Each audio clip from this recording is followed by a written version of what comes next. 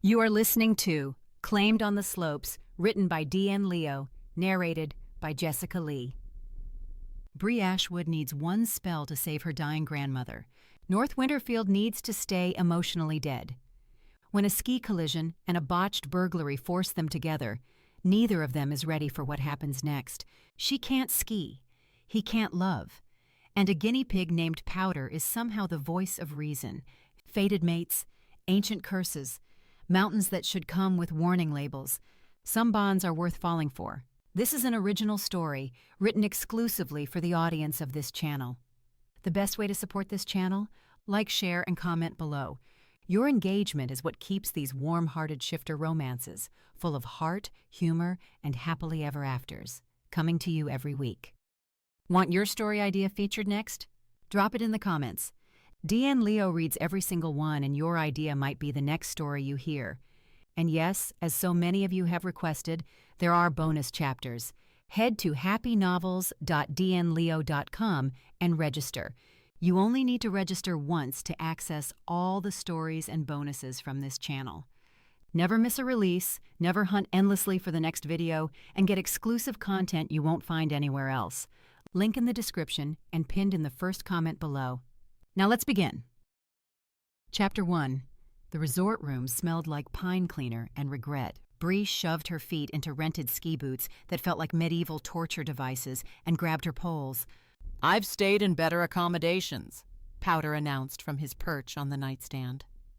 The white guinea pig surveyed the cramped space with the disdain of a Michelin inspector finding a hair in the soup. Significantly better. That motel in Reno had more square footage, and that place had bedbugs.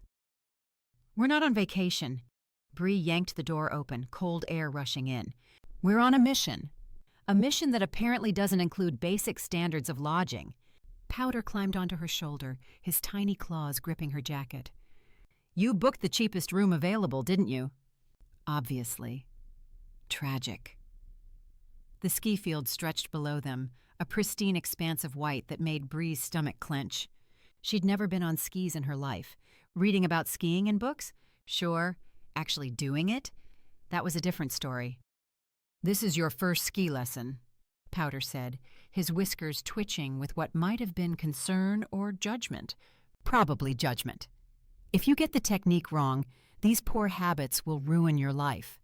Not just your skiing life, your entire existence will be fundamentally damaged by improper form."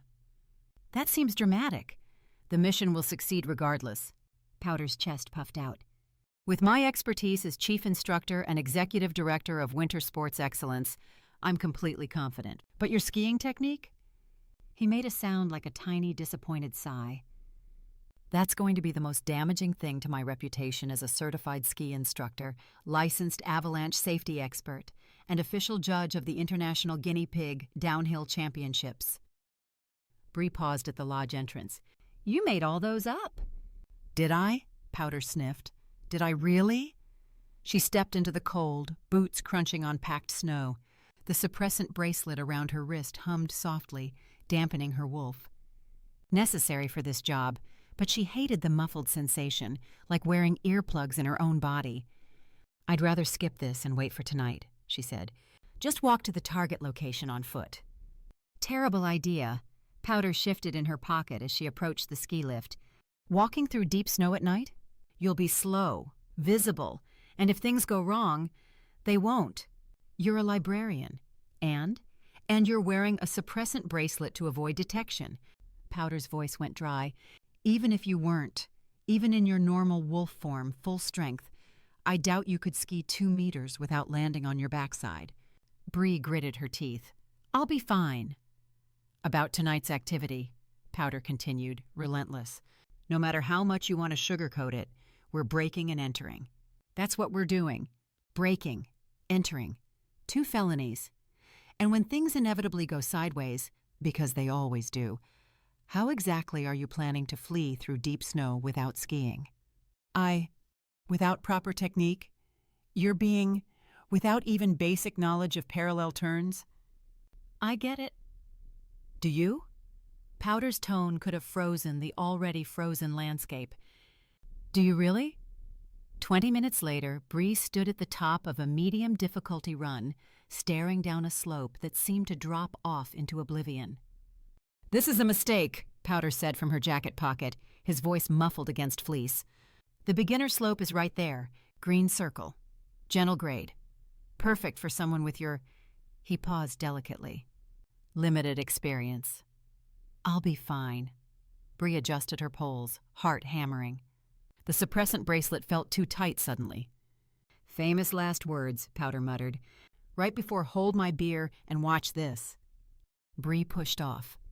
For approximately 3 seconds, she felt like maybe she had this. The skis glided, the wind rushed past. This was actually— "Turn!" Powder shrieked. "Pizza! Make a pizza with your skis! Pizza, not French fries!" Bree's skis crossed. "Wait forward, bend your knees, not like that!" A mogul appeared. Bree hit it at exactly the wrong angle. "Abort! Abort! Eject! Eject!" She went airborne. Time stretched. The sky wheeled. Snow and sun blurred together. Powder's screams reached operatic levels. "My reputation! My legacy! Tell my story!" And Bree had one crystalline thought. This was a terrible idea. She hit the downslope at a 45-degree angle, somehow stayed upright for exactly 2 seconds, then caught an edge. Her left ski released, then her right. Both poles flew from her hands like missiles. She cartwheeled, through the air, caught a low-hanging pine branch with her jacket, spun like a demented ornament, and crashed into something solid. Not a tree, not snow. A person. They went down hard. Her knee connected with his ribs. His elbow jabbed her shoulder, skis tangled with skis. Her goggles smashed into his face. The suppressant bracelet snagged on his jacket zipper and snap, tore free. The world exploded into sharp focus. Scents hit her first.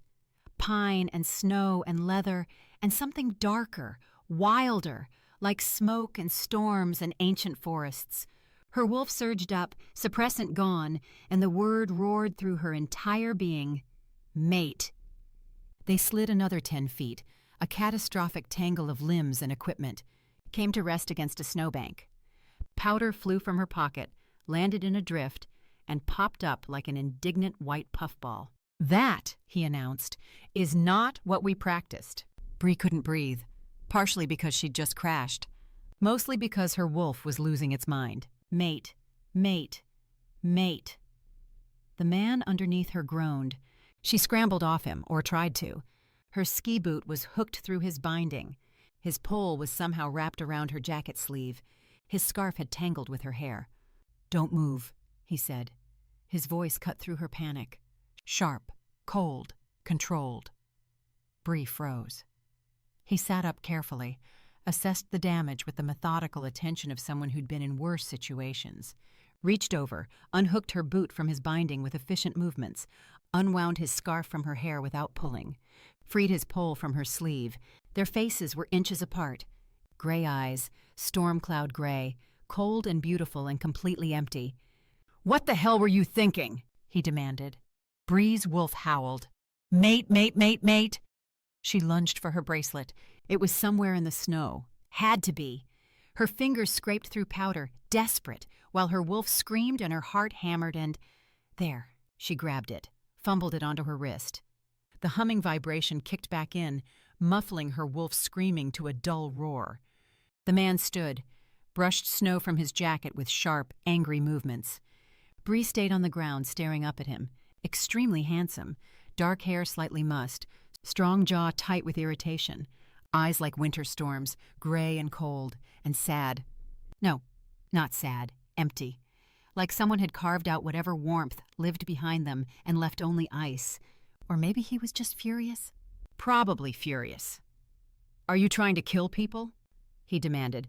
"Or are you just criminally incompetent?" Bree's wolf clawed at the suppressant. "Mate, he's right there. Why isn't he—" She got to her feet. Her legs shook. I was learning to ski." "Learning to kill, more like." He picked up what remained of his ski pole. She'd snapped it clean in half. "Can you ski at all?" "Obviously I can ski." Bree brushed snow from her jacket with more force than necessary. "I'm skiing right now. You're a menace. His jaw tightened. It's illegal for someone with this level of skill to be on this slope. You could kill someone. You need proper training. I do have training, Bree said. Watching YouTube videos doesn't count. Powder erupted from the snowbank like a tiny, furious missile. Excuse me? Agreed. YouTube training doesn't count. But proper technical instruction from a certified ski instructor with credentials from the International Ski Instructors Association, the Professional Ski Instructors of America, and a PhD in kinetic snow sports from the University of Aspen absolutely counts. The man's gaze dropped to Powder. His eyebrow rose a fraction, the only sign of emotion he'd shown. Is that guinea pig claiming to have given you skiing training? Yes, Bree said. A guinea pig. A certified guinea pig, Powder corrected. And I find your tone both dismissive and professionally insulting. The man stared at Powder for a long moment. Snow clung to his dark hair. His expensive jacket had a 3-inch tear along the shoulder seam. I see, he said finally. That's it? Powder's whiskers quivered with indignation. Just, I see? I'll have you know that my teaching methods are recognized across 3 continents and have been featured in Skiing Magazine, Alpine Quarterly, and Rodent Sports Illustrated. You made that last one up, Bree muttered. Did I? Powder turned to her. Did I really? The man's expression remained completely neutral. Your instructor is teaching you on a medium difficulty slope for your first lesson. The beginner slope was boring, Bree said. The beginner slope keeps people alive. I'm alive right now.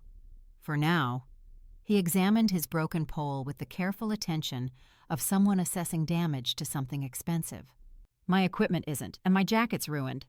Bree looked at the tear, at the way the fabric gaped open, revealing thermal lining, at the broken pole and the scratched ski and the goggles dangling from his neck with a cracked lens. Her wolf whined. We hurt our mate. Not our mate. He didn't feel anything. I'll pay for it, she said. I don't have a business card, but my name is Bree Ashwood, room 247 at the Pine Lodge. I'll leave money at reception before I check out tomorrow. What name should I make it out to? The man looked at her. His eyes gave away nothing. Absolutely nothing. No need, he said finally. I broke your stuff. I'm paying for it. He held her gaze for a long beat. Given the room you booked in the resort, no, I'm not asking you to pay for my gear and jacket. Heat rushed to Bree's face. What's that supposed to mean? It means this jacket costs more than your entire trip. His tone stayed perfectly even, stating facts. And you've already indicated financial constraints by choosing the Pine Lodge's cheapest accommodation. That was the only room available, Bree said through gritted teeth. Of course. He nodded once, a dismissal. Try not to run over someone else. They might not be as lucky as I am. He turned away. Bree stepped forward. Wait. Forget it. I don't... She fumbled for words, her wolf howling beneath the suppressant. I'm responsible for this. Then take responsibility by getting proper lessons. He glanced back just once. From a human instructor, before you kill someone. He walked away. Perfect form, perfect control, perfect posture. Everything she wasn't. Bree watched him disappear around a bend, her wolf clawing uselessly at the dampening effect.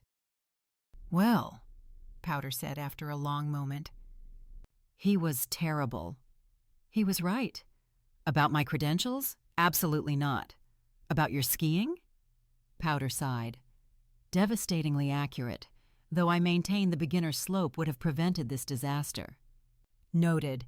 For next time. There won't be a next time. Bree's hands shook as she collected her scattered equipment. One pole was nowhere to be found. Tonight we get the grimoire and leave. No more skiing. No more mountains. No more... Her wolf howled again, stupid, stubborn, completely convinced it had found its mate. A mate who'd walked away without feeling anything. A mate whose wolf had stayed silent. Are we going to talk about it? Powder asked quietly. No. Bree? I said no. She pointed her remaining ski downhill. Let's just get through tonight. At least aim for the trees instead of other people this time, Powder said. Trees don't have expensive equipment and devastating emotional unavailability. Bree pushed off.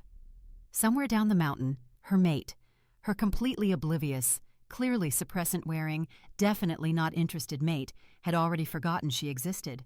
Her wolf hadn't forgotten him, wouldn't forget him. Mate. One day, just one day. She could do anything for one day. Even ignore a mating bond with a man whose eyes held winter storms and whose voice carried the chill of someone who'd forgotten how to feel. "Pizza!" Powder shrieked. "Make a pizza!" Bree made a pizza. She still ended up on her backside. Chapter 2.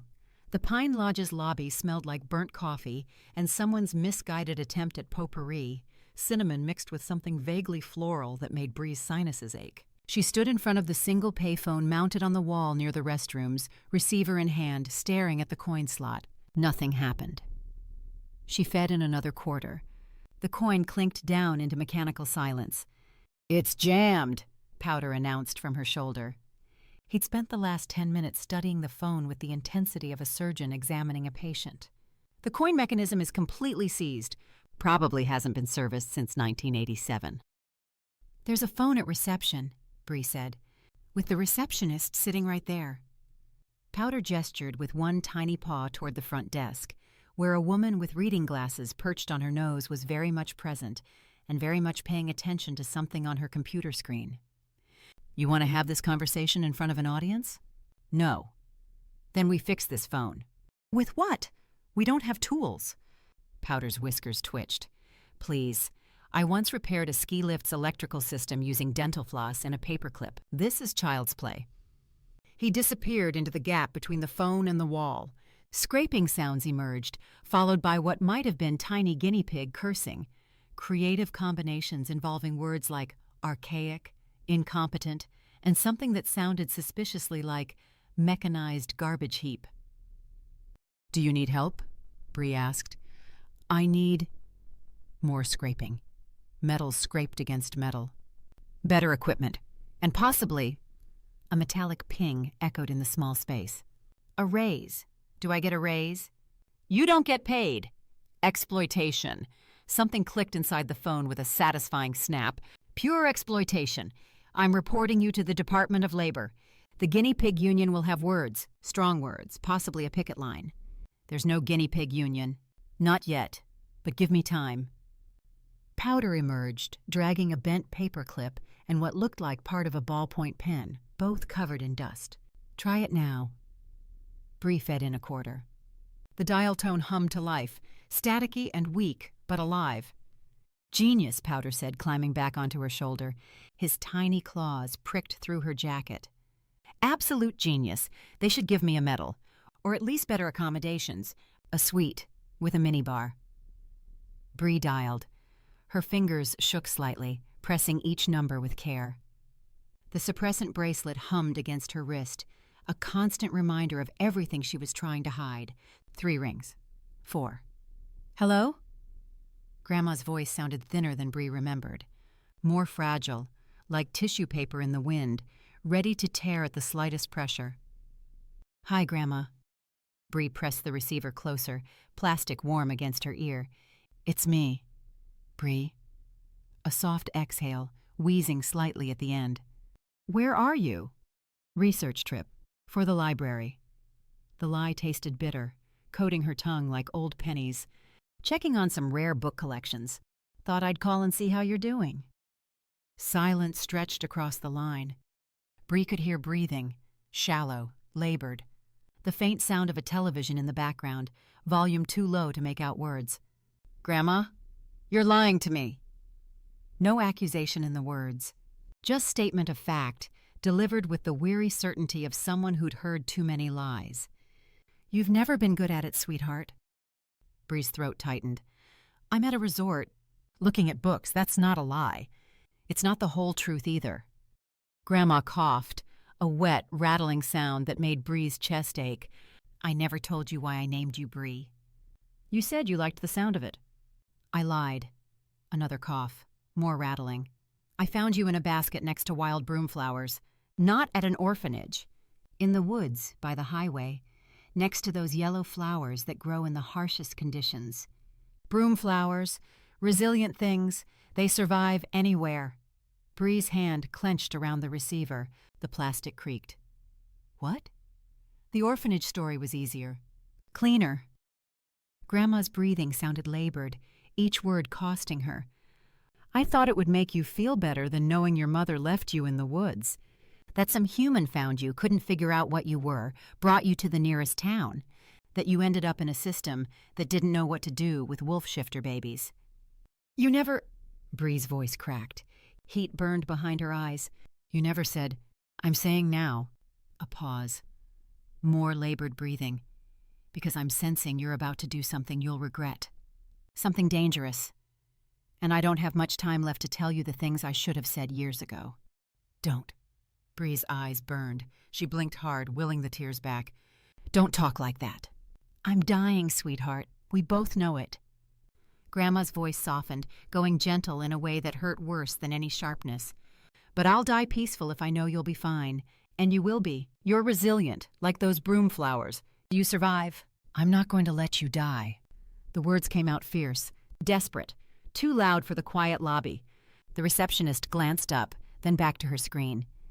That's why I'm here. I'm finding the grimoire, the one from the legends. If it exists, if I can find the healing spell. Oh, Bree. Grandma sighed, long and heavy. That's a myth. You don't know that. I know you can't build your life chasing fairy tales. I have to try. Bree wiped her eyes with her free hand, angry at the tears, angry at the weakness. I have to. Silence again, longer this time. Bree counted heartbeats, 15, 20, 25. Then be careful, Grandma said finally. Whatever you're doing, whoever you're doing it with, be careful. I will. And Bree? Another cough, this one sounding like it tore something loose. Come home soon, with or without it. Just come home. I promise. The line went dead. Bree stood there, receiver pressed to her ear, listening to the dial tone drone on and on, a mechanical hum that filled the space where her grandmother's breathing had been. She sounds bad, Powder said quietly. I know. The grimoire might not exist. I know that too, Powder. But you're still going. Yes. Bree hung up the phone. The receiver clicked into place with finality. Her hand trembled. I'm still going. Powder shifted on her shoulder, warm weight against her neck. For what it's worth, the broomflower thing? That's actually pretty badass. Those plants grow in terrible soil, survive droughts, keep blooming when everything else dies. Bree pressed her palm against the wall, feeling the cool surface ground her. Solid. Real. The suppressant bracelet hummed. Her wolf paced beneath the dampening effect, restless and aching and still howling about a mate who'd walked away without looking back. We should go, she said. Get ready. The mansion is 2 miles through woods and snow. We leave at 11. That gives us... Powder checked the lobby clock, squinting at the hands. 4 hours to prepare, stress-eat vending machine snacks, and contemplate all the ways this could go catastrophically wrong. You're really good at pep talks. I contain multitudes. Powder climbed down her arm and into her jacket pocket, settling in with small, shuffling movements. Also, I'm starving. That phone repair took significant energy.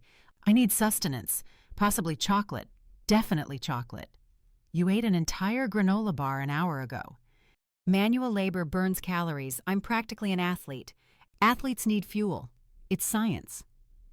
Bree headed toward the vending machines, legs still sore from her earlier skiing disaster. Every step reminded her of the collision, of gray eyes and cold voice, and the way her wolf had screamed mate while his wolf stayed silent as a tomb, rejected on first claim. She was probably the only shifter in history pathetic enough to crash into her mate on a ski slope and get absolutely nothing in return. Stop spiraling, Powder said from her pocket. I'm not spiraling. You're spiraling. I can feel it. You get tense and your breathing changes, and you start broadcasting existential dread like it's your job. I don't broadcast existential dread. You absolutely do. It's like a radio station. KDRD. All dread. All the time, 24 hours a day. Powder poked his head out, whiskers twitching.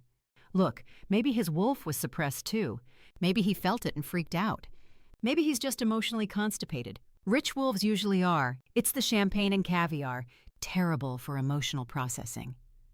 Or maybe he just didn't want me. Then he's an idiot. Bree stopped in front of the vending machine, scanned the options without seeing them. Chips, candy, more chips, something claiming to be beef jerky. You have to say that.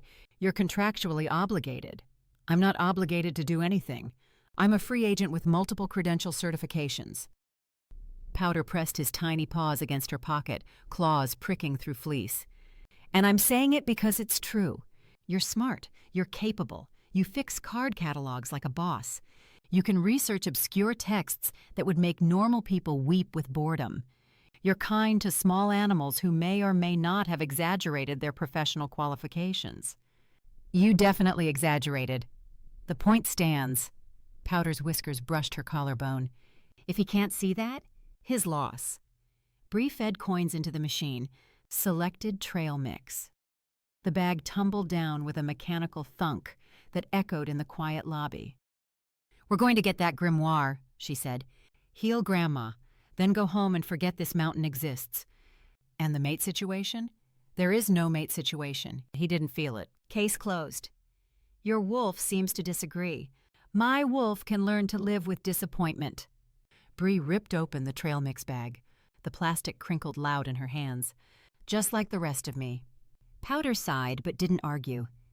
They headed back toward the room, passing the reception desk where the woman with reading glasses still sat, oblivious to the fact that her payphone had been MacGyvered back to life by a guinea pig with questionable credentials and unquestionable determination.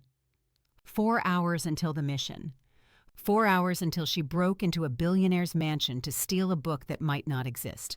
4 hours until she either saved her grandmother's life or proved herself the world's most optimistic fool. Hey, Powder said as they climbed the stairs. For what it's worth, I think you're going to find it. The grimoire? That too. He settled deeper into her pocket. But I meant your resilience. The broomflower thing. Your grandma was right. You survive, and you'll find the way to be with your mate. Might not be this time, but you'll find the way to be with him in the end. He rejected me, Powder. He didn't say a thing. There must be a reason for that, and before you spiral into worst-case scenarios, you can't draw such conclusions from silence. You're quite philosophical at times. Well, I'm into sports primarily, but I've recently developed an appetite for philosophy. Kierkegaard, Camus, some light Nietzsche really expands the mind. Oh no, don't start. We might die in the next few hours, and I don't really want existential philosophy to be the last thing I hear, Powder. Fair point. Powder shifted in her pocket. How about we focus on not dying instead? That seems more productive. Now that's a plan I can get behind. They reached the room. Bree unlocked the door. The pine cleaner smell hit her again, mixed with the faint mustiness of old carpet. 4 hours. Then everything would change. One way or another. Chapter 3. The forest at night smelled like frozen pine needles and poor life choices. Bree crouched behind a massive spruce tree, watching the Winterfield estate through the darkness. Calling it a mansion felt inadequate.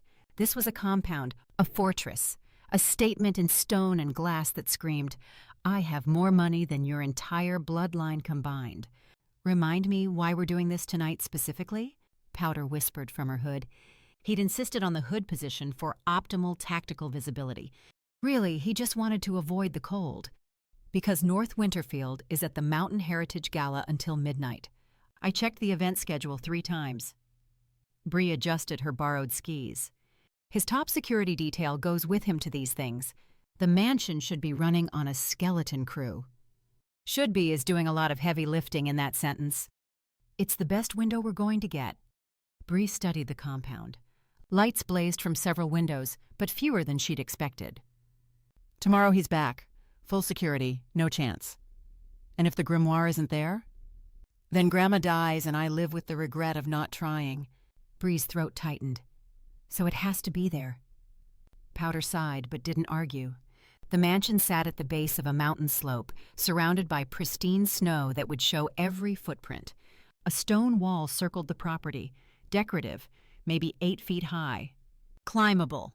Probably. The library's on the second floor, east wing, Bree said. She'd spent 3 hours in the resort's business center researching the property through old architectural magazines and society pages. We go in through the terrace door, weakest entry point. Weakest doesn't mean easy. It means possible. It means how do you feel about prison food? Powder shifted in her hood. Because that's where this is heading. We're not going to prison. That's what everyone says right before they go to prison.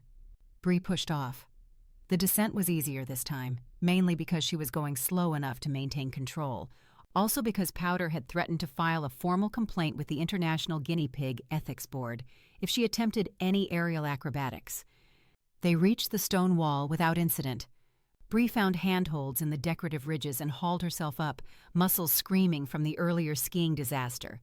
She dropped into the compound, landed in snow that crunched loud under her boots, and rolled into a crouch.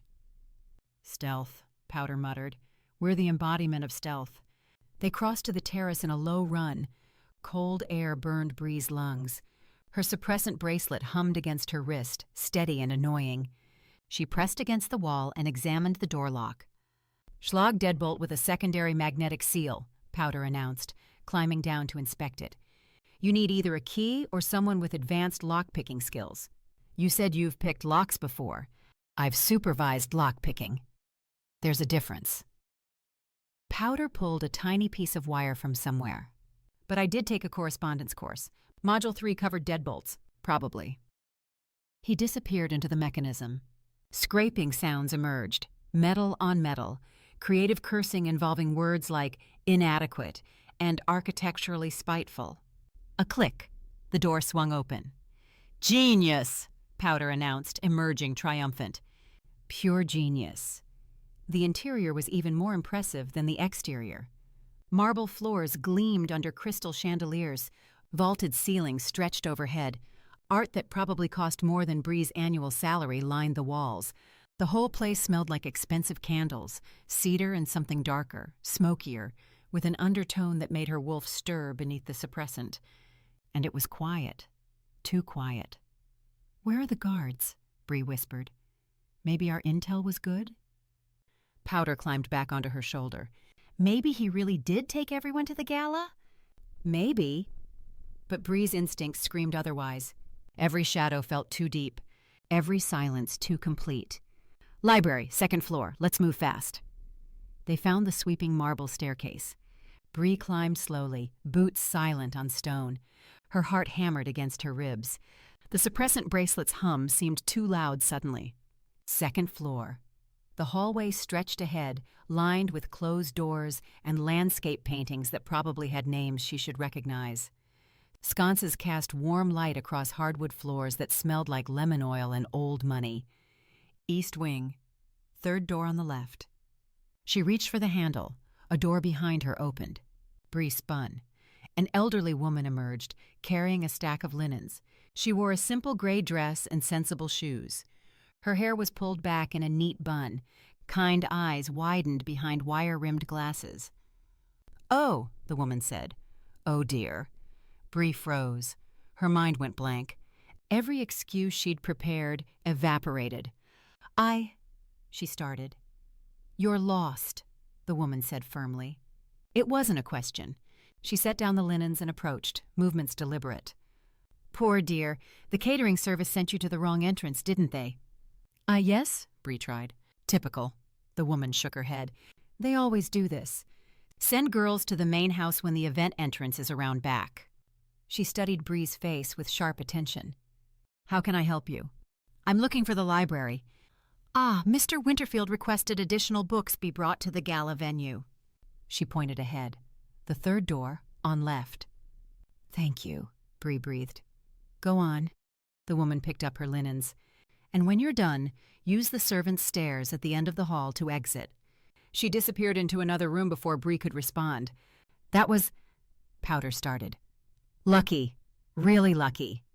Bree grabbed the library door handle. "Let's not waste it." She pushed the door open. The library was magnificent. And massive. Floor-to-ceiling bookshelves stretched in every direction.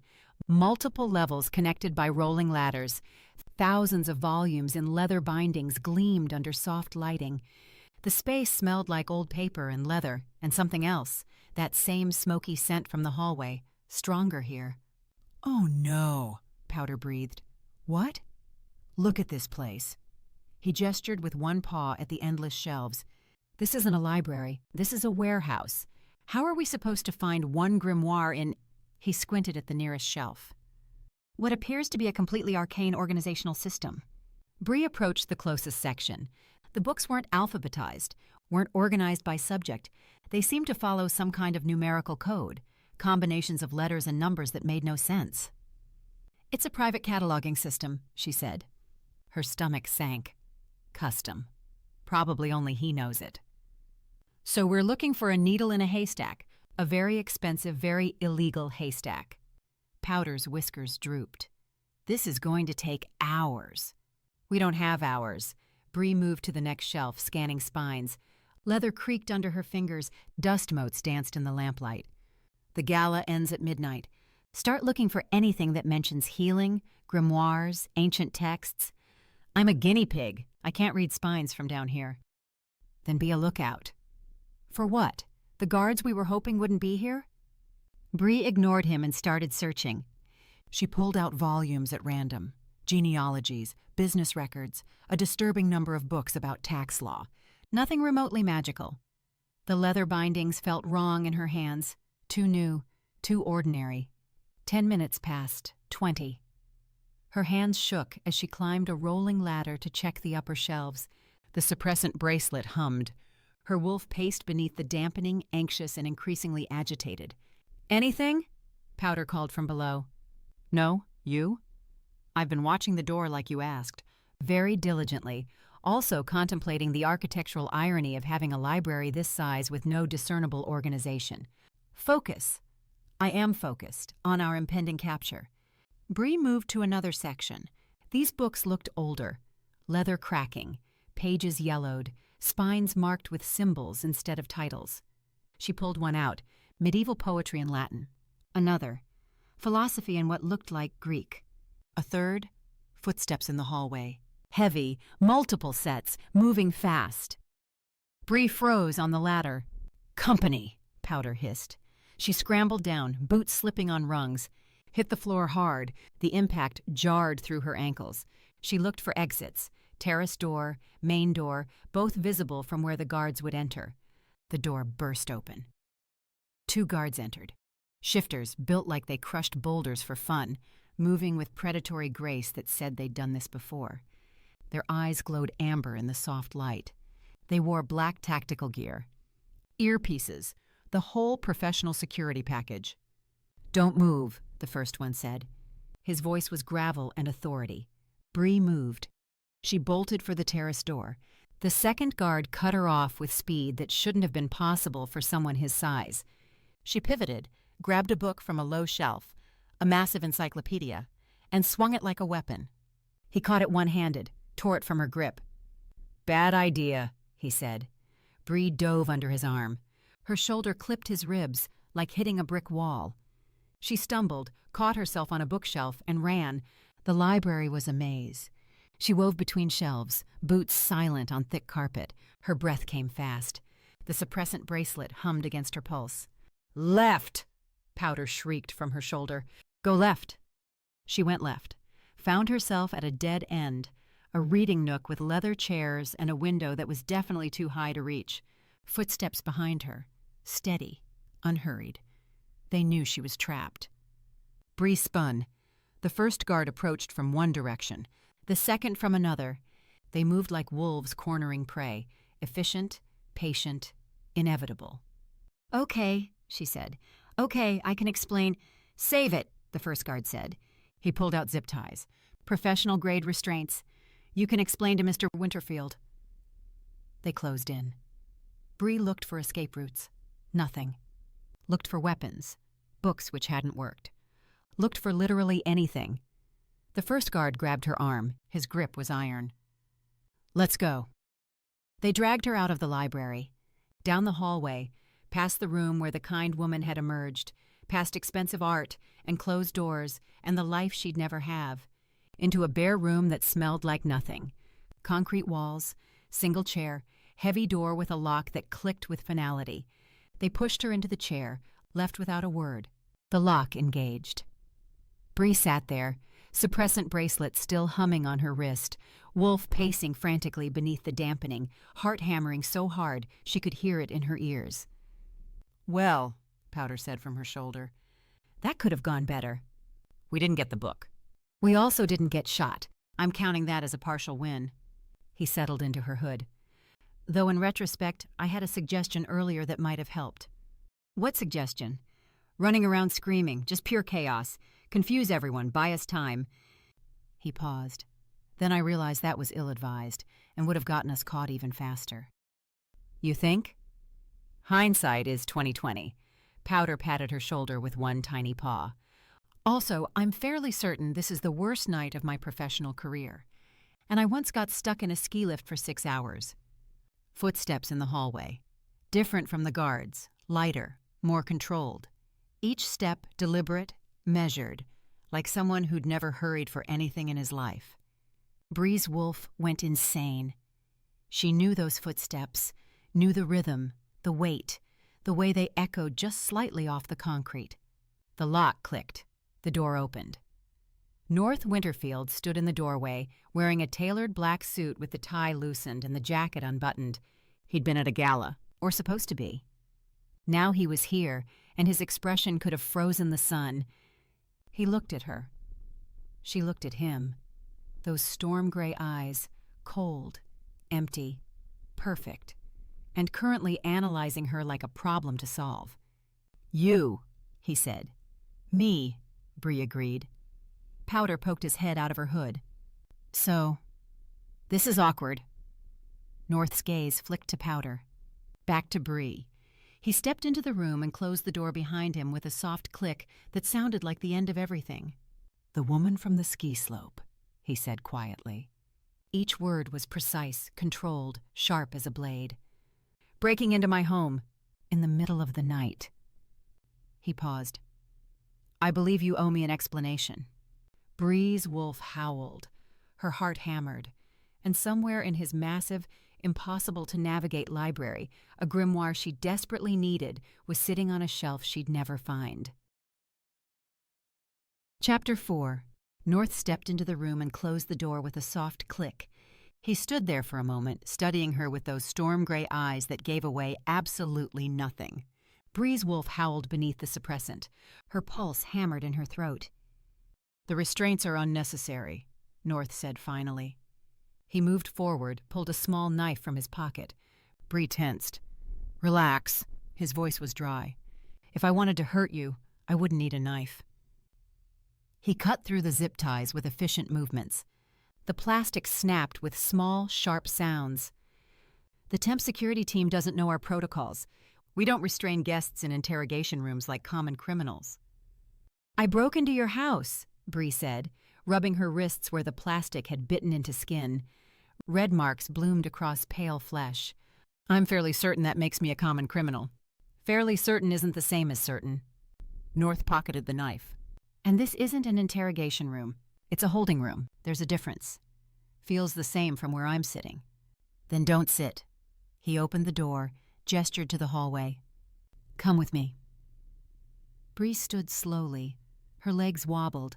Powder shifted in her hood, whiskers tickling her neck in a way that would have been annoying any other time. "Where are we going?" she asked. "Guest room." North walked into the hallway without checking if she followed.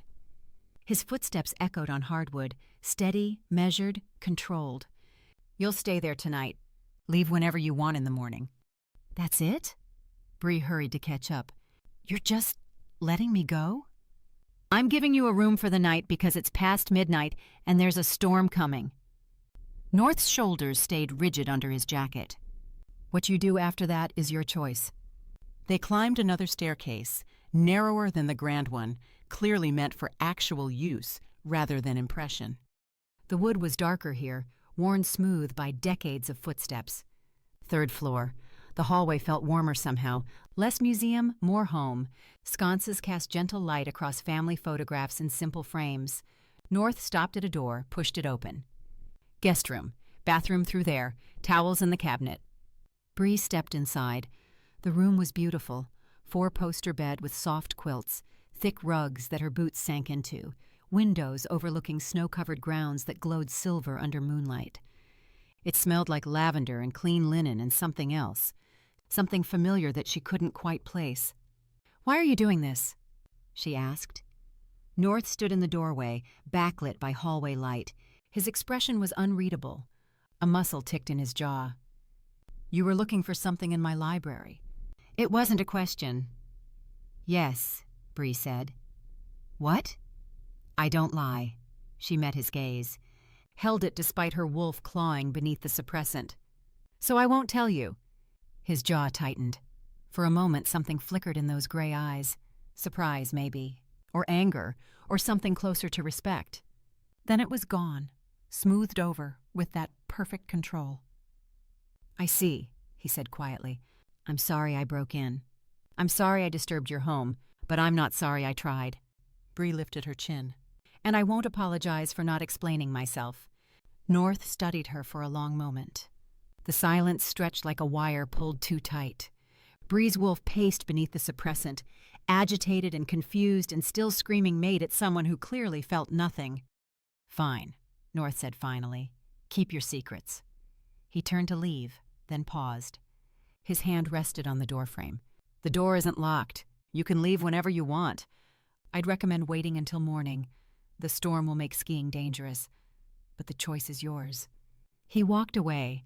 His footsteps faded down the hallway, each one deliberate, growing fainter until silence filled the space he'd left behind. Bree stood there, staring at the empty doorway, trying to understand what had just happened. "Well," Powder said from her hood, "that was weird. Very weird." "He's angry." Powder climbed onto her shoulder. "Rich wolves are confusing, emotionally constipated and psychologically complicated." A knock on the doorframe made them both jump. The elderly woman from earlier stood there, smiling warmly. She carried a tray with tea that steamed in the cool air and what looked like tiny sandwiches arranged on delicate china. Behind her, an older man with kind eyes and weathered hands held folded blankets that smelled like cedar. "Oh, you poor dear," the woman said, bustling into the room. "What a terrible night you've had. I'm Mrs. Hemlock, the housekeeper. This is Mr. Ash, well, he does a bit of everything around here." "Head of security for 40 years, Mr. Ash said gruffly. He set the blankets on the bed with careful movements. "Retired now, but North keeps me around doing odd jobs. Says the house is too big for one person." "We heard what happened," Mrs. Hemlock said, setting the tray on a side table. The cups clinked softly. "Those temp guards are too aggressive. North should never have hired them. He usually handles security himself, but with the gala—" She shook her head. "Sit, dear. Have some tea." Bree sat. The chair was soft, enveloping. Powder perked up at the sight of food. "Is that—" he started. "Cucumber sandwiches," Mrs. Hemlock said. She pulled a small plate from her apron pocket. "And I brought extra vegetables. I assumed the guinea pig might be hungry." "You assumed correctly," Powder said. "I'm starving. Manual labor and near-death experiences burn significant calories. It's science." Mrs. Hemlock laughed, a warm, genuine sound that filled the room. "He's charming." "He's something," Bree muttered. Mr. Ash settled into a chair by the window with a soft grunt. "North didn't mean to frighten you. He's—" The old man paused, choosing words carefully. His weathered hands folded in his lap. "Dealing with a lot right now." "He lost his wife 2 years ago," Mrs. Hemlock said softly. She poured tea with steady hands despite her age. The liquid steamed, amber and fragrant. "Cancer. Terrible, terrible thing. He hasn't been the same since." Bree's chest tightened. "I'm sorry." "He was warm before that. Kind." Mrs. Hemlock handed her a cup. The porcelain was delicate, probably expensive. The tea smelled like chamomile and honey. "He still is deep down. He just—" She glanced at Mr. Ash. "Has trouble showing it now." "Give him time," Mr. Ash said. His voice was gruff but gentle. "He'll come around. He always does." Powder was already demolishing the vegetable plate with enthusiasm that bordered on obscene. This is excellent, exceptional. Is there more? There should definitely be more. I'll bring dinner shortly, Mrs. Hemlock said. Proper dinner. None of this sandwich nonsense. She patted Bree's hand, warm, papery skin, against Bree's cold fingers. You rest, dear. And don't worry about North. His bark is worse than his bite. They left, taking the empty tray but leaving the tea and Powder's vegetables. Bree sipped her tea. The warmth spread through her chest, fighting the cold that had settled there during the confrontation, fighting the ache of a mate bond that only went one direction. A wife. He'd lost his wife, and his wolf had gone silent. That explains the eyes, Powder said quietly. What? The empty thing, the sadness. Powder nibbled a carrot with uncharacteristic slowness. Grief does that. Hollows you out. Leaves you functioning but not really living. Bree's wolf whined. Mate. Hurt. She silenced it with effort. He wasn't her mate. Not really. Not when he didn't feel the bond. And even if he did, she was a stranger who'd broken into his house. Nothing about this situation made sense. An hour later, Mrs. Hemlock returned with dinner, roasted chicken that made Bree's mouth water, vegetables glazed with butter, fresh bread that was still warm, and something chocolate for dessert that smelled like heaven. She set up a small table by the fireplace, lit the fire with practiced efficiency that spoke of decades doing this exact task, and insisted Bree eat properly. You're too thin, she fussed. Her hands moved with purpose, arranging plates. When did you last have a real meal? Yesterday, Bree tried. Unacceptable. Mrs. Hemlock portioned out generous servings. Steam rose from the plates. Eat, both of you. And don't argue. I've raised too many stubborn wolves to tolerate nonsense. Powder needed no encouragement. He attacked his plate with the dedication of someone who'd discovered their life's calling. This, he announced between bites, is the best meal I've ever had. Ever. In my entire life. If we go to prison, I'm requesting this as my last meal. We're not going to prison, Bree said. You keep saying that. I'm starting to think you're trying to convince yourself. They ate. The fire crackled, wood popping, flames dancing shadows across walls. The room grew warm and comfortable in a way that made Bree's defenses drop just slightly, made her remember what safety felt like. A knock on the doorframe. North stood there, still in his suit but with the tie gone and the top buttons undone, dark hair slightly mussed. He looked tired, less controlled than before. Human in a way he hadn't been during their earlier confrontation. "May I come in?" he asked. Bree nodded, throat suddenly tight. North entered, moved to the chair by the fire, sat down with the careful movements of someone who'd forgotten how to relax. He didn't look at her directly, just stared into the flames like they held answers he couldn't find anywhere else. "Since you've decided to stay for the night," he said quietly, "I want to make sure you're comfortable." She gestured at the room, the bed, the fire, the remains of the best meal she'd had in months. "This is better than the best suite at Pine Resort. I'm not complaining." He nodded. The firelight caught his profile, strong jaw, straight nose, that mouth that looked like it had forgotten how to smile. Good. The silence stretched, awkward, heavy with things neither of them could say. He cleared his throat. "It's late. I should let you rest." "Thank you." He still hadn't moved from the chair. Just sat there, staring into flames, shoulders tight with tension. Maybe he'd changed his mind about her. Maybe his wolf had recognized something after all, but he was fighting it. But if that was the case, his wolf remained completely, devastatingly silent. Powder cleared his throat, surprisingly loud for his size. "Do you need me to leave the room?" North stood abruptly. "You came here for a book. Something specific. Something you need badly enough to break into a stranger's house." Bree stood too, locked eyes with him across the firelight. "It's not just any stranger. It's the fortress of North Winterfield, alpha of the most powerful pack in the territory. I assume no one crosses you without facing consequences. So please forgive me, I can't reveal what I'm looking for in your library." A corner of his mouth quirked, almost a smile, not quite. "You crossed me on the slope. There were consequences for my clothes and skiing gear, but no consequences for you. I offered to pay." We've cleared that part. I'm not seeking compensation." He took a step closer. The firelight cast shadows across his face. "I wager that's not the reason you broke in here." She shook her head. "Then help me understand." His voice went quieter. "I've told you I won't reveal my reason for being here. You could lock me up. I mean," she gestured at the windows, the mountain beyond. "You own this mountain, and other mountains, and half the land in the territory. Nobody would ever find me. But you gave me this room, fed me, and now you're here, asking questions you know I won't answer." She lifted her chin. "What do you want exactly?" He took a beat. Something flickered in those gray eyes. Vulnerability, maybe. Or pain. "The robe." "Excuse me?" "The robe you're wearing."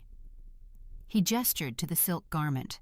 She'd found it in the bathroom, had wrapped herself in it after washing her face. "Mrs. Hemlock shouldn't have left it there. It's—" His voice caught. "It was my wife's." "Oh." The word came out small. "Oh, God, I'm so sorry." She shrugged out of the robe immediately, too fast, fumbling with the sleeves. Gave it back to him, almost shoved it at him in her haste. "I didn't know. I'm sorry. I wouldn't have—" He took the robe like it was made of glass, like it might shatter if he moved too quickly. His fingers traced the silk with a gentleness that made Bree's chest ache. "Not your fault," he said quietly. "I should have put these things away. I just—" He stopped. Started again. "I should let you rest." He turned toward the door. "I'm sorry, Mr. Winterfield." He paused, looked back. "North." "I'm sorry, North," she swallowed. "About your wife." He held her gaze for a long moment. The fire crackled between them. Something unspoken stretched in the space. Recognition, maybe. Understanding. Two people carrying grief and secrets they couldn't share. "Thank you," he said finally. His voice was rough, barely above a whisper. Then he left. The door closed with a soft click. Bree stood there, staring at the space where he'd been. Her wolf whined beneath the suppressant, confused, aching, reaching for someone who was already gone. "That," Powder said softly, "was the saddest thing I've ever witnessed. And I once watched a documentary about penguins." Bree sank into the chair North had occupied. It was still warm from his body. The fire painted shadows across the walls. Outside, snow began to fall, silent, relentless, covering everything in white. She thought about North holding his wife's robe, about grief that hollowed you out but didn't let you go, about the way his hands had trembled just slightly when he'd taken the silk from her fingers, about mate bonds that only worked one direction. "We should leave tonight," Powder said. "Copy the spell and go, before this gets more complicated." "It can't get more complicated." That's what people always say right before things get catastrophically more complicated. Bree closed her eyes. The warmth from the fire seeped into her bones. For the first time in months, she felt almost safe. Almost. "One more hour," she said. "Then we find the library again." Bad idea. All our ideas are bad ideas. She opened her eyes. At least we're consistent. Powder sighed but didn't argue. The fire crackled. The snow fell. And somewhere in this massive house, North Winterfield sat alone with a silk robe and memories of someone who wasn't coming back. Chapter 5. Sunlight burned through Bree's eyelids. She woke with a start, disoriented, muscles aching in places she didn't know could ache. The guest room, North's mansion. She'd fallen asleep. "No," she breathed, sitting up too fast. Her head spun. "No, no, no!" "You were exhausted," Powder said from the pillow next to her. He'd apparently made himself a nest in the quilts. "You passed out mid-sentence while planning our library heist. I tried to wake you. You told me to shut up and let you sleep for 5 more minutes. That was 8 hours ago." Bree grabbed her phone, 9:47 a.m. She'd slept through the entire night, through her chance to find the grimoire and leave before dawn, before North woke up, before everything got more complicated. "Perfect," she muttered. "Just perfect." A soft knock on the door. Mrs. Hemlock entered with a breakfast tray. Toast, eggs, fresh fruit, coffee that smelled like salvation. "Good morning, dear. I thought you might be hungry." "Is North—" Bree started. Left for the city early this morning. Business meetings. Mrs. Hemlock set the tray on the table with a soft clink of porcelain. He said to tell you that you're welcome to use the library, to find whatever it is you're looking for. She pulled an envelope from her apron pocket. He left this for you. Bree took the envelope. Her name was written across it in precise, controlled handwriting. Inside, a note on heavy cardstock. The library is yours today. Take what you need. The system is chronological by acquisition date, oldest in the northeast corner, second floor. He told you his system, Powder said quietly. Bree stared at the note, at the elegant handwriting that somehow felt intimate despite its formality, at the man who'd caught her breaking into his house and was now giving her exactly what she'd come for. He wants to give you space, Mrs. Hemlock said gently. That's why he left. So you wouldn't feel... She paused, searching for words. Uncomfortable. When will he be back? Bree asked. Her voice came out smaller than she intended. Late tonight, possibly not until tomorrow. Mrs. Hemlock moved toward the door. You have time, dear. Use it well. She left. Bree read the note again. Then again. Her wolf whined beneath the suppressant, confused, aching, reaching for someone who deliberately left so she could do what she came here to do. Eat first, Powder said. Criminal activity requires fuel. It's science. They ate. The food was perfect. Eggs fluffy, toast crisp, coffee strong enough to wake the dead. Bree barely tasted any of it. An hour later, she stood in the library staring at the northeast corner's second-floor shelves, the oldest section. Acquisition dates etched in leather spines: 1847, 1823, 1792, going back further and further into history. She climbed the rolling ladder. Her fingers traced books that smelled like age and secrets and time itself. Leather cracked under her touch. Dust motes danced in the sunlight streaming through tall windows. 1522, older, older. There, a book with no date on the spine. Just a symbol, a circle with a tree inside, roots spreading like veins through earth that would never let it fall. She pulled it out. The leather was worn smooth, warm under her fingers. Too warm, like it had absorbed centuries of handling and held heat from hands long dead. The cover bore the same symbol. No title, no author. Just that tree with roots that went deeper than anything should go. She opened it carefully. Inside, handwritten text in a language that looked like Old Norse but wasn't quite. Older, more primal, like the words themselves remembered being spoken before writing existed. The illustrations bloomed across pages, herbs she recognized, symbols she'd seen in research texts, healing diagrams that seemed to glow even in daylight. That's it, Powder breathed from her shoulder. Bree flipped through pages with trembling hands. The paper whispered secrets against her fingertips, thin as moth wings but surprisingly strong. Each page felt alive somehow, like the knowledge itself was breathing. Spells for broken bones, cures for poison, remedies for fever that had killed thousands before modern medicine made them obsolete. Then, there. A full-page illustration of a wolf with light radiating from its chest, like a star burning inside flesh and bone. Text spiraled around it in ink that seemed to shimmer, catching light like it was still wet after centuries. The header symbol matched exactly what she'd seen in her research, the ancient rune for spirit, combined with the symbol for tether. Spirit wolf healing. Beneath the illustration, smaller text, annotations in the same hand. Bree's Old Norse was rusty, but she could make out enough. Sacred. Once per generation, 50 years between uses. Last performed 1973. Her breath caught. The spell hadn't been used in this cycle. It was available. Ready. Grandma had a chance. Her heart hammered against her ribs so hard she could feel it in her throat. 3 months of research, weeks of planning, one desperate break-in, skiing down a mountain in the dark. And here it was. Real, possible. Hope in ancient ink and symbols that predated everything she knew. Copy it, Powder said urgently. Fast. Bree pulled out her notebook, small, spiral-bound, bought specifically for this moment. Her pen moved across paper with desperate precision, copying the ancient text line by line. The symbols were complex, intricate. One wrong curve could change everything, could turn healing into harm, life into death. She forced her hand steady despite the trembling in her fingers. That er Megan till health andi binda. The words flowed onto paper. Strange characters that her pen struggled to replicate. Ancient grammar that felt wrong in her modern hand.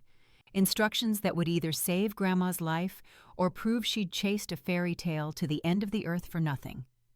She finished the last line, double-checked each symbol against the original. Her eyes burned from focus. Her hand cramped into a claw. Perfect. It was perfect. She closed the grimoire carefully, reverently, like it was sacred. Slid it back on the shelf exactly where she'd found it. The notebook went into her jacket pocket, pressed against her ribs like a second heartbeat. "Now we go," she said. "Finally. A good decision." Powder climbed into her hood. "Though leaving through the front door would be easier than—" "We can't." Bree moved toward the terrace door.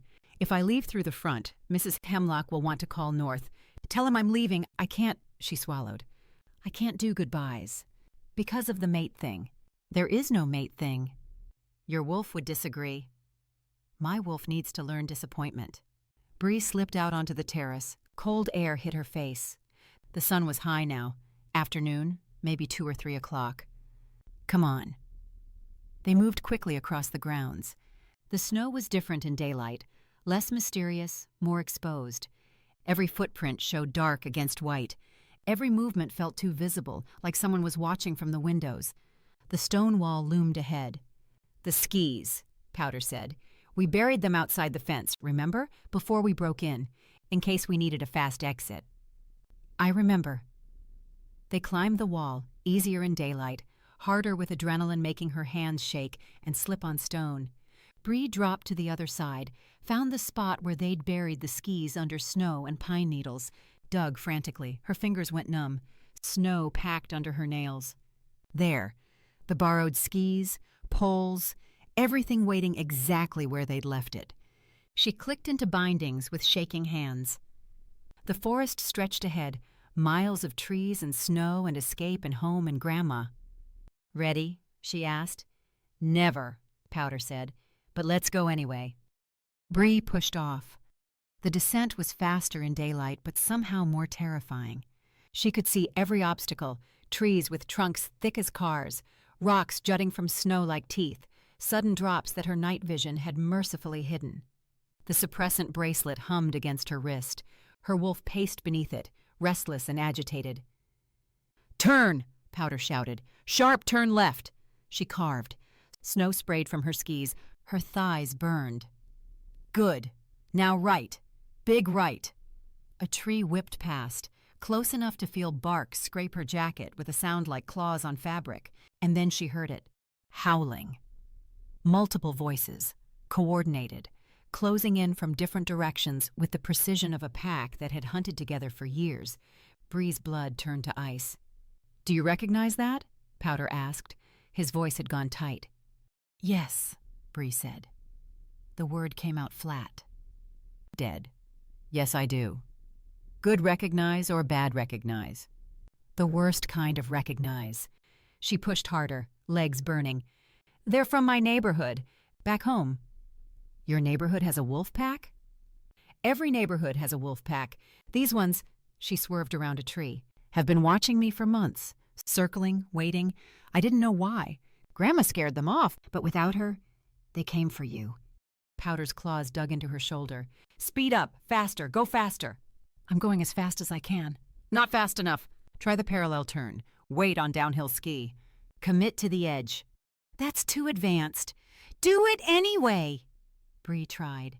Weight shifted, edge caught, her ski wobbled. She overcorrected and went down hard. The impact drove air from her lungs. Snow filled her mouth. She tumbled, skis twisting, poles flying from her hands. The world spun, white and brown and blue all mixed together. She came to rest in a drift, flat on her back, staring at sky. "That didn't work," Powder said weakly from somewhere in the snow. Bree tried to stand. Her legs wouldn't cooperate. Her skis were tangled. One boot had come loose from its binding. The howling grew louder, closer. She looked up. 6 wolves emerged from the tree line, large, rangy, moving with coordinated purpose. They weren't the rogues from last night. These wolves were different, leaner, hungrier, desperate in a way that made them more dangerous. They circled. Yellow eyes gleamed. One shifted, bones cracking, body reforming. A man with gray hair and scars across his face stood naked in the snow. "Bree Ashwood," he said. His voice was rough, familiar. She'd heard it before, shouting at Grandma from the street, demanding she hand Bree over for pack business. "Been looking for you?" Bree kicked free of her skis, struggled to her feet. Snow clung to her jacket. "Marcus, you remember." His smile showed too many teeth. "Good, makes this easier." The other wolves shifted. 2 more men, 3 women, all naked, all scarred, all watching her like she was prey they'd been tracking for too long. "What do you want?" Bree asked. She knew, but she needed time, needed to think. "What you just stole," Marcus said. He took a step closer. Snow crunched under his bare feet. "The spell. From Winterfield's library. We know you got it." Bree's hand went to her pocket, the notebook pressed against her ribs. "How?" "We've been watching, following, waiting for you to find it." Another step. "We knew you were desperate, knew you'd do something stupid. Breaking into Winterfield's place?" He laughed. "That was stupider than we expected, but it worked out." "I can give you the spell," Bree said. Her mind raced. "I copied it. You can have it." "We don't want the paper, girl." Marcus's smile widened. "We want you." Bree's stomach dropped. "What?" "You can read it, understand it, perform it." One of the women spoke, voice harsh, damaged. "Ancient magic needs someone who knows the language. Someone trained. That's you." "I'm not trained." "Trained enough." Marcus circled closer. The others moved with him, tightening the noose. "Someone's paying good money for both, the spell and someone who can use it. We deliver you in the notebook, we eat for a year." "Who?" Bree demanded. "Who's paying you?" "Does it matter?" Marcus shrugged. "Point is, you're coming with us. Cooperate, and we won't hurt your grandmother. Fight." His eyes went cold. "And we visit her cottage tonight. See how tough the old woman is without her spirit wolf protecting her." Rage exploded through Bree's chest. Her wolf snarled beneath the suppressant, clawing to get free, demanding blood and violence and protection of what was hers. "You touch her," Bree started. "We won't have to, if you come quietly." Marcus held out his hand. "Your choice." Bree looked at the 6 wolves, at the circle that had closed around her, at Marcus's outstretched hand, at the notebook in her pocket that held Grandma's only chance. She reached for her suppressant bracelet. "Don't," Powder whispered from her hood. "There's too many. You can't—" "I'm not giving up." Bree's fingers found the clasp. "Grandma didn't name me after resilient wildflowers so I could surrender the first time someone threatened her." "They'll kill you." "Maybe." She unfastened the clasp. The bracelet fell into snow with a soft plop. "But I'll make them earn it." Her wolf exploded to life. Power flooded through her limbs like lightning in her veins. Her senses sharpened to painful, crystalline clarity. Every scent distinct and overwhelming, every sound crisp as breaking glass, every subtle shift in the wolves' postures telegraphing their intentions before they moved. She could smell their excitement, their hunger, the copper scent of violence about to erupt. Marcus's smile widened. "There she is, the wolf we've been waiting for." Bree started to shift. Bones began to crack. Fur sprouted along her arms. Her spine curved. Power built in her chest like a scream trying to escape. The wolves lunged, all 6 at once, coordinated, professional. Bree's vision went red. She would fight. She would die protecting this spell and Grandma's chance. But she would not go down easy, because she was Bree Ashwood, and wildflowers didn't surrender to winter. They survived it. Chapter 6. An engine roared in the distance. The sound cut through the clearing like a knife, deep, powerful, furious. Marcus's head snapped toward it. The other wolves tensed, ears flattening. Bree's half-shifted form froze. Her wolf surged forward, recognizing something before her human mind could catch up. Mate? No, he was in the city, miles away. He'd left her space. He wasn't. Headlights blazed through trees like twin suns. A black SUV crashed through the forest like a battering ram, sending snow and branches flying in explosive sprays. Saplings snapped with cracks like gunshots. The vehicle fishtailed, caught traction, and skidded to a stop 20 feet away with a spray of powder that glittered in the afternoon light.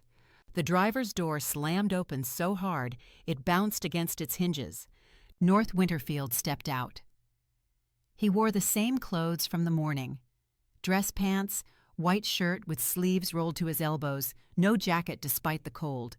Hair wild like he'd been running his hands through it. Eyes blazing with something that definitely wasn't empty anymore. Something feral, furious, fully awake. His gaze swept the clearing, the circling wolves. Bree half shifted and cornered, the violence about to erupt, and his expression went absolutely murderous. "Get away from her," he said.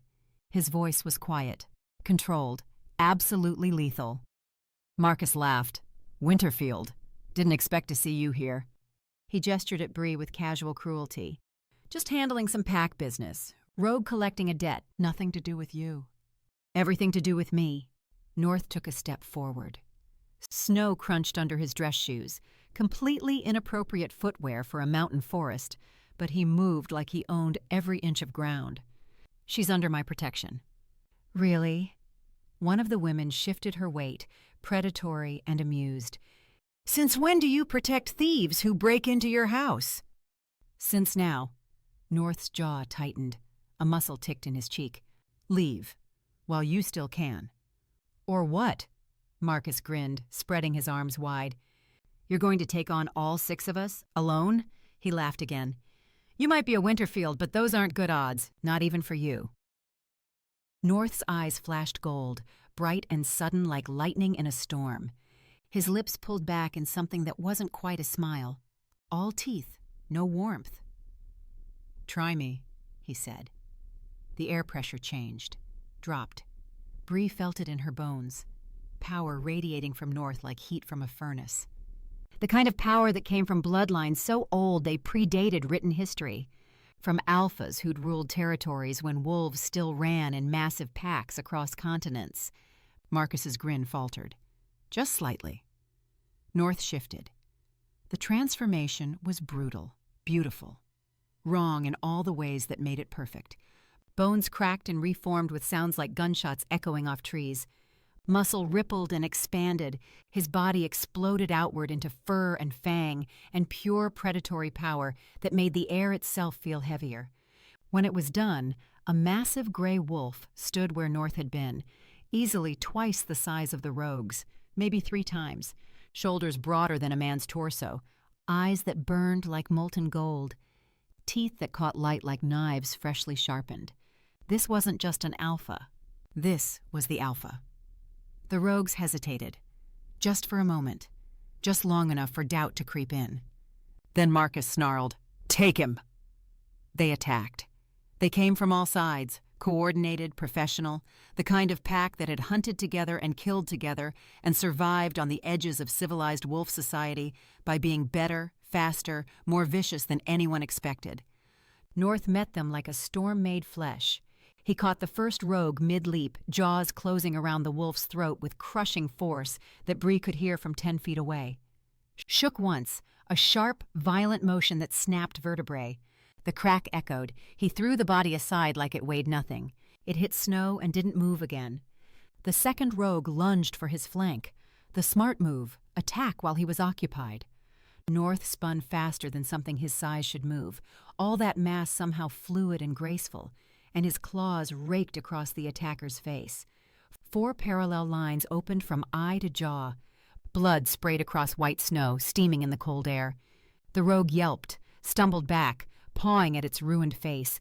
One of the females tried for his legs. Taking out mobility was basic pack tactics. North dropped low, rolled with fluid grace that shouldn't exist in something so massive, and came up underneath her. His jaws found her shoulder. Bone crunched like celery snapping. She screamed.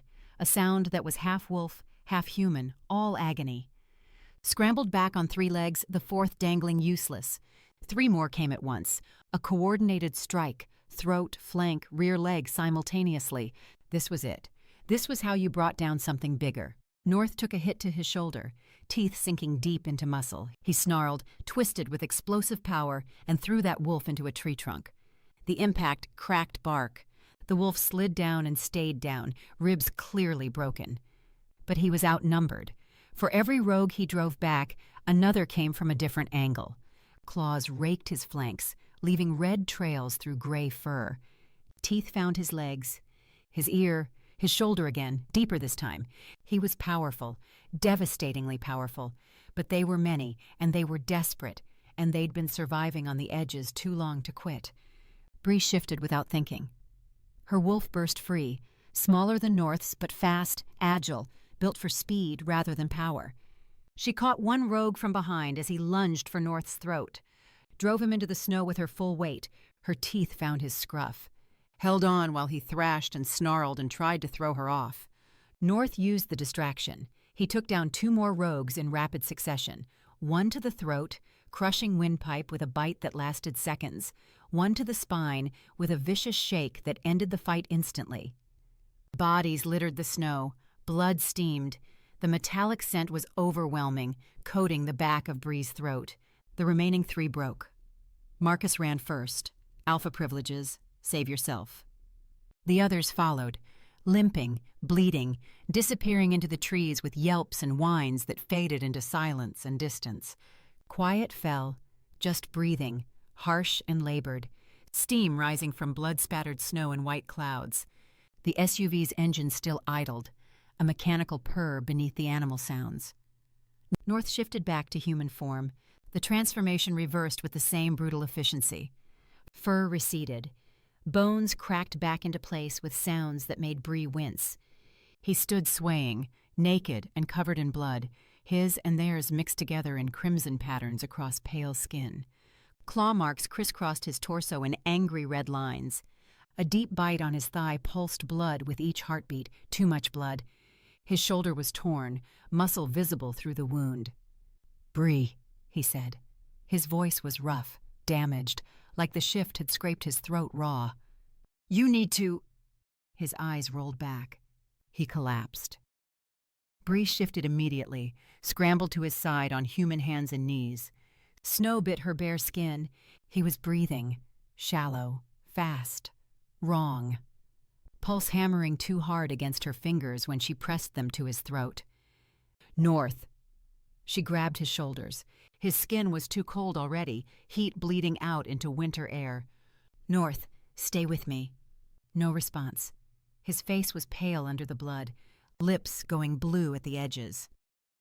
"Powder," Bree said. Her voice came out steady despite the panic clawing her chest. "The car, can you—" "Already on it." The guinea pig was climbing into the SUV, somehow managing to reach the controls with determination that would have been funny any other time.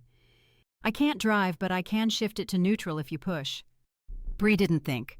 She grabbed North under his arms. He was heavy, all muscle and dead weight, and dragged him toward the vehicle. Her muscles screamed. Her feet slipped in bloody snow. The cold bit her bare skin, but she barely felt it through the adrenaline. She got him to the SUV, opened the back door with shaking hands, heaved him inside with strength she didn't know she had, desperation lending power to impossible physics. His head lolled, blood smeared across leather seats in long streaks. She grabbed blankets from the cargo area, emergency supplies, thank God, and wrapped them around him with frantic movements. His skin was ice against her fingers. Then she ran to the driver's side, climbed in. The keys were still in the ignition, dangling, waiting. "You know how to drive?" Powder asked. "I have a license." "That's not what I asked." "It's been a while." Bree started the engine. The SUV roared to life, all that power waiting under her hands. "Hold on." She threw the vehicle into gear and punched the accelerator. The SUV lurched forward, fish-tailed, found traction. Trees whipped past like dark sentinels. Snow sprayed from the tires in white rooster tails. She navigated by instinct and desperation, and the tracks North had made coming in. Broken branches, torn earth, the path of someone who'd been driving too fast because someone he cared about was in danger.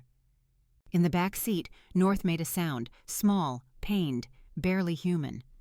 "Stay with me," Bree said, louder, fierce. "You hear me? You don't get to save me and then die. That's not how this works." The mansion appeared through trees, lights blazing in every window like someone had turned them all on in panic. Bree drove straight through the open gate.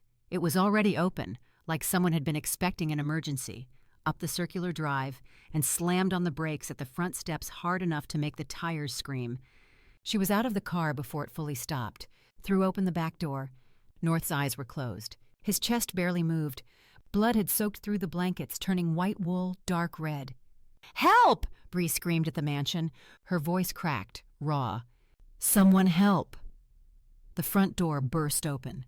Mrs. Hemlock appeared in a nightgown and robe, hair loose around her shoulders. Mr. Ash right behind her, still in his day clothes. Their eyes went wide, shock, then horror, then immediate practiced action. "Oh my God!" Mrs. Hemlock breathed. "North!" "He's alive," Bree said. Her voice shook. "But he needs help. Now. Right now." Mr. Ash was already moving, remarkably spry for his age. "When did he get back? I didn't hear him come home." "He must have come straight from the city," Mrs. Hemlock said. Between the three of them, they got North out of the car, up the marble steps that were suddenly too many. Blood dripped on white stone, leaving a trail. North's head lolled against Bree's shoulder. "He left this morning. No one knew he was back." "He came for me," Bree said. The words came out small.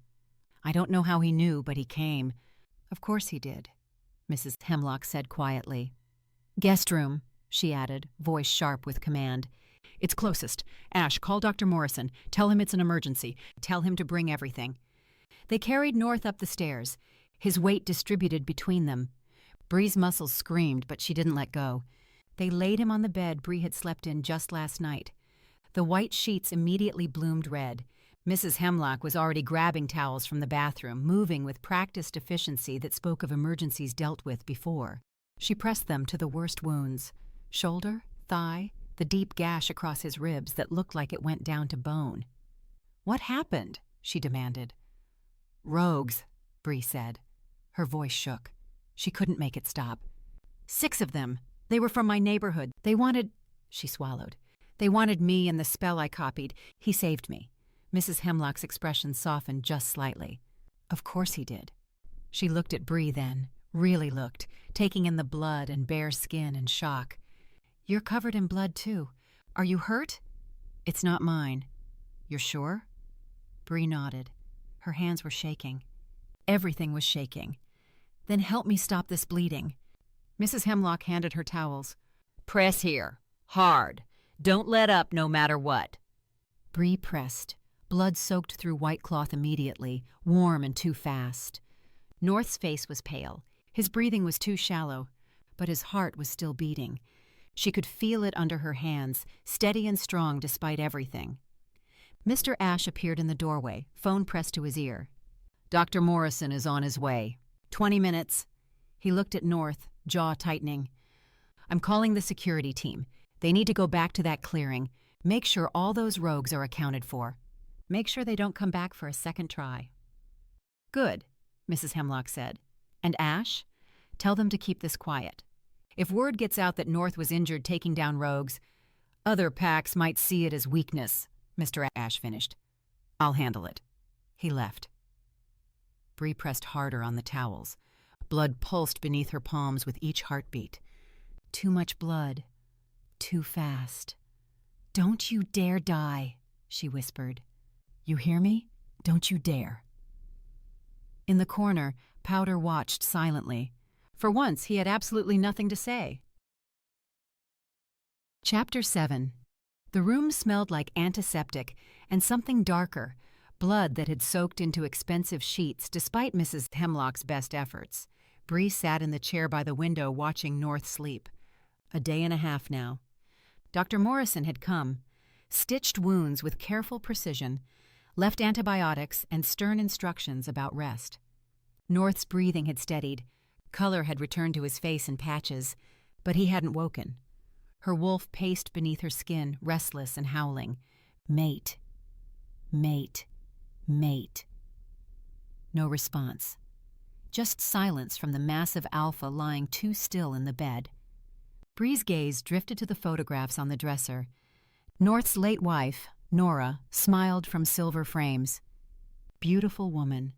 Dark hair that caught light like silk. Kind eyes. The sort of face that looked like it laughed easily and often. In one photo, she stood next to North, his arm around her waist. He was smiling. Actually, smiling. The emptiness Bree knew was completely absent from his eyes, replaced with warmth and life and love that made her chest ache to witness. The door opened softly. Mr. Ashe entered, carrying a tray with tea that steamed in the cool air and sandwiches Bree wouldn't eat. "You should rest," he said, setting the tray down with a soft clink. "You've been here all night." "I'm fine." "You're exhausted." Mr. Ashe settled into the other chair with a soft grunt. He studied North with the practiced eye of someone who'd known him for decades. His wolf is strong. Taking down 6 rogues normally wouldn't even wind him. Then why? Something's going on. Mr. Ashe's jaw tightened. Has been for 2 years. Since Nora died. He won't talk about it. Won't let the security team help. Won't let anyone close enough to understand what's happening. He looked at Bree then. Weathered eyes, sharp.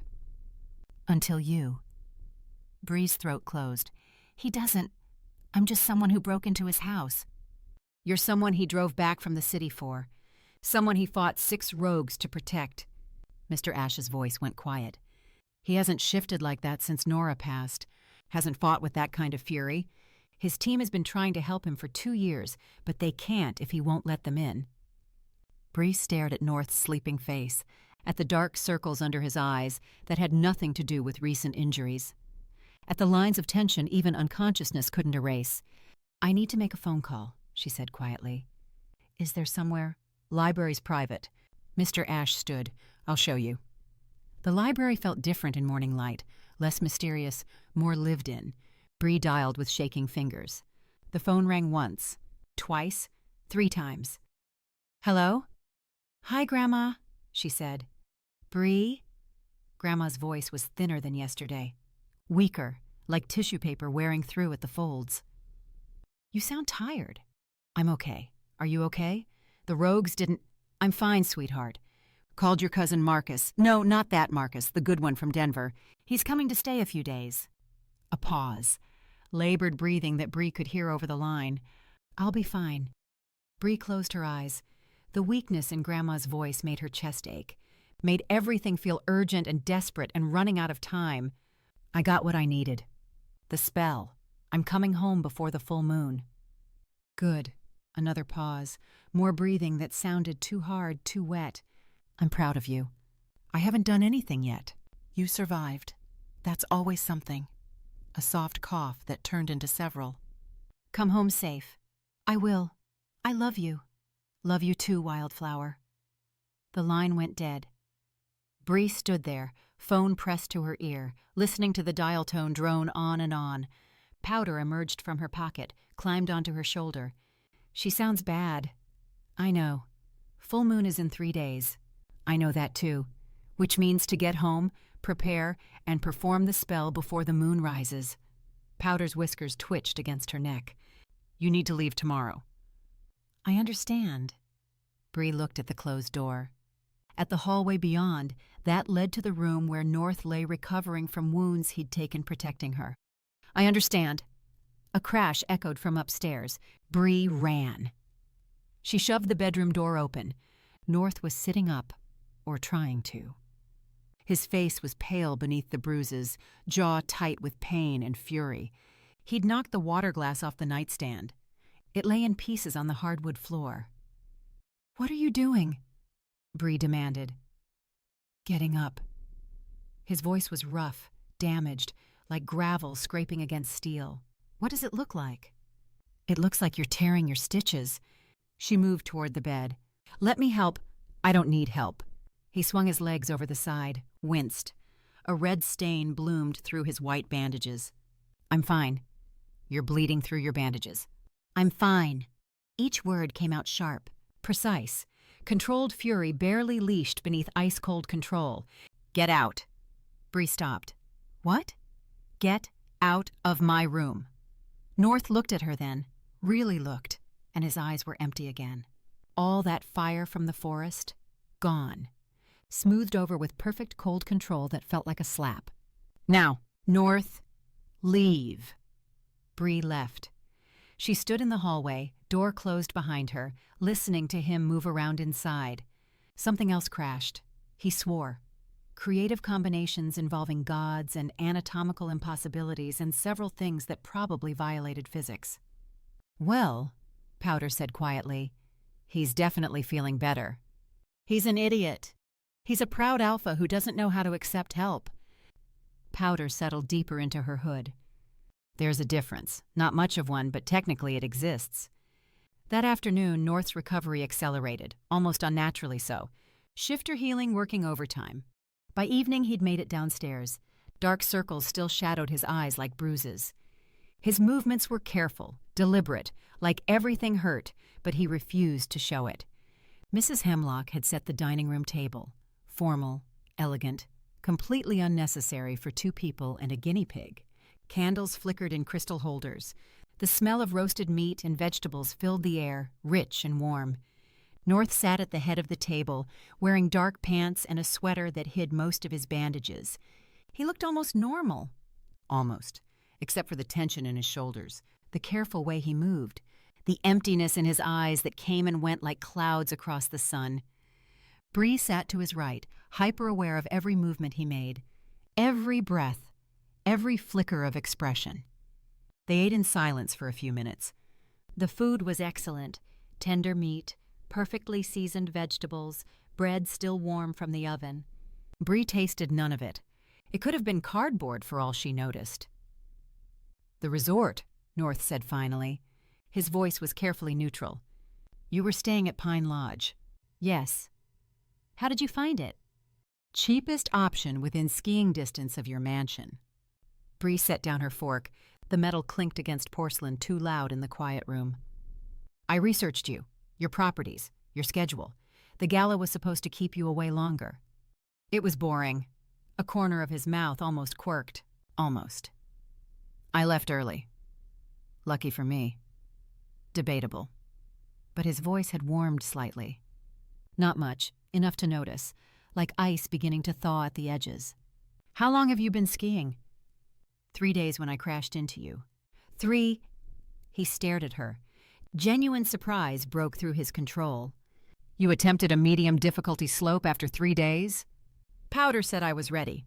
"Powder," North said, looking at the guinea pig who was demolishing a plate of vegetables with single-minded enthusiasm, "appears to have questionable judgment." "I contain multitudes," Powder said between bites. "Some of them are questionable." Something that might have been a smile crossed North's face. Gone too quick to be sure, but it had been there. Bree had seen it. "The mountain," he continued, "is family land. Has been for 6 generations. We opened the resort 20 years ago. Nora wanted—" He stopped. His expression closed like a door slamming shut. It made sense financially.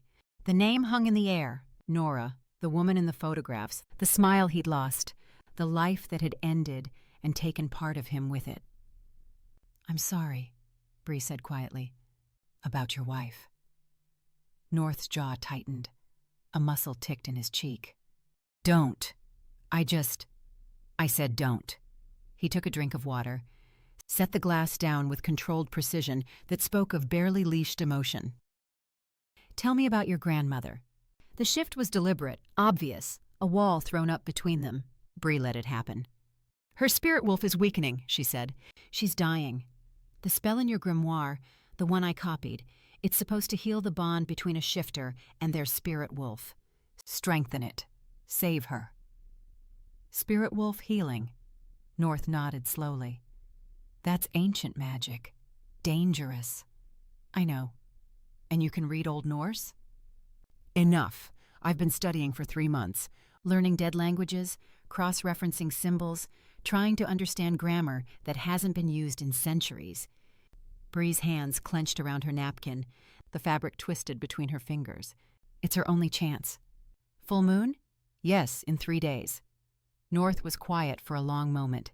His fingers drummed once against the table, the only sign of agitation he allowed himself. You need to go home tomorrow. I know. I'll arrange a helicopter, get you there fast and safe. He met her eyes, held her gaze. No more skiing through rogue territory. Thank you.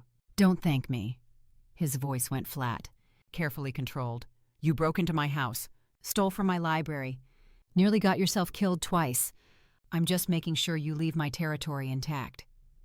But his eyes said something different, something warmer, something he couldn't quite hide despite his best efforts, something that made her wolf howl with recognition. They finished dinner in a silence that felt less hostile than before. More comfortable, like two people who'd survived something together and weren't quite sure what to do with the aftermath. Mrs. Hemlock brought dessert, chocolate torte that smelled divine, rich, and dark. Bree managed 3 bites before her stomach rebelled.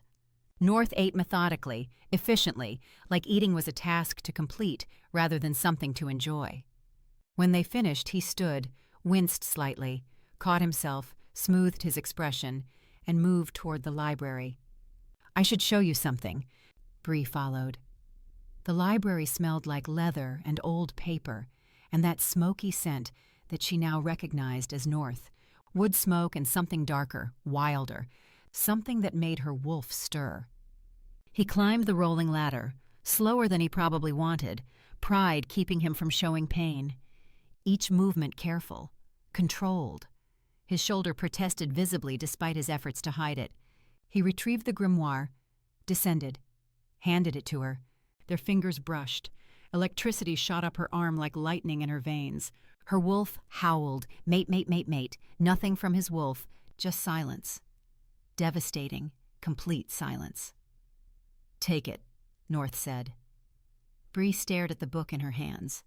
The leather was warm from where it had sat on the shelf. From his hands. What? You already copied the spell, but if something goes wrong, if you need to reference the original... He looked at her. Really looked. Up close, those storm-gray eyes weren't empty. They were guarded, protecting something underneath, something raw and aching. Take it. Bring it back when your grandmother is healed. I can't. This is... She clutched the grimoire tighter. This is probably worth... It's a book. His voice was quiet, firm. She's your family. Take it. Bree held the grimoire to her chest. Thank you.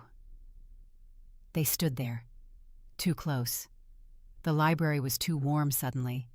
North's scent, smoke and storms and something uniquely him, wrapped around her like a physical thing, made it hard to breathe, hard to think. Her wolf was going insane, howling, demanding, reaching for someone who kept pretending he couldn't hear. She could see his pulse in his throat, could count his heartbeats, could smell the faint copper of blood still seeping through bandages he pretended weren't there. Can I ask you something? Bree said. Yes. My wolf. She swallowed. Her voice came out smaller than she wanted. Can you see her? Hear her?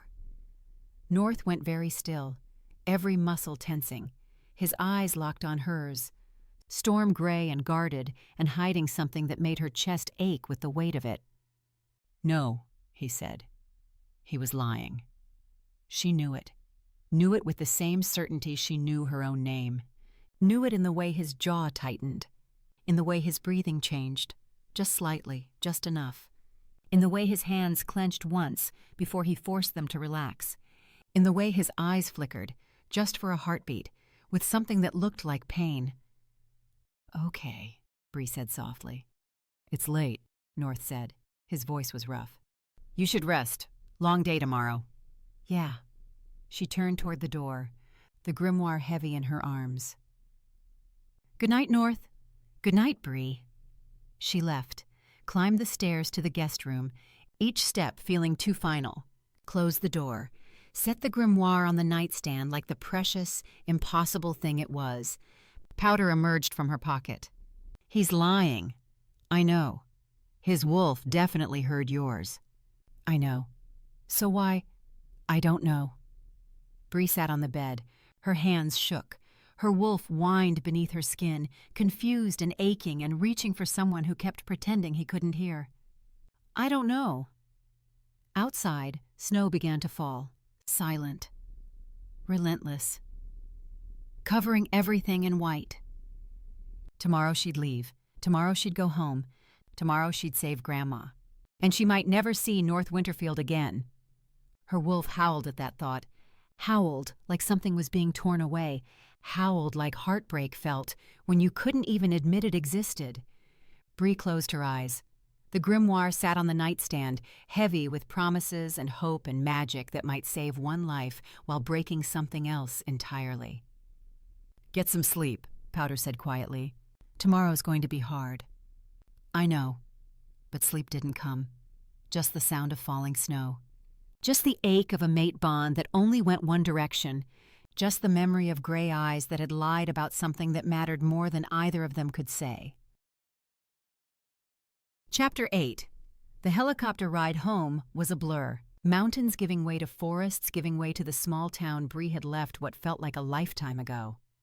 The pilot, one of North's people, silent and professional, landed in the field behind Grandma's cottage just as the sun began to set, painting the sky in shades of orange and gold. Bree clutched the grimoire to her chest and ran. Grandma was in bed. Cousin Marcus, the good one, sat in the chair beside her, reading aloud from a worn paperback. He looked up when Bree burst through the door, snow still clinging to her jacket. "She's been waiting for you," he said quietly. Grandma's eyes opened, cloudy, weak, but still sharp enough to see everything. "Wildflower," she breathed. "You came home. I told you I would." Bree knelt beside the bed, boots leaving wet prints on the floor, took Grandma's hand. The skin was papery thin, bones too prominent beneath translucent flesh. "I got it. The spell. I'm going to fix this." "Tomorrow," Grandma said. Her voice was thread thin.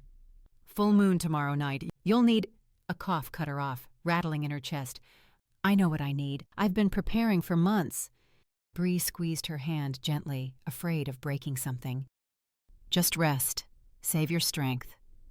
Grandma's eyes drifted closed, but her hand squeezed back. Just barely.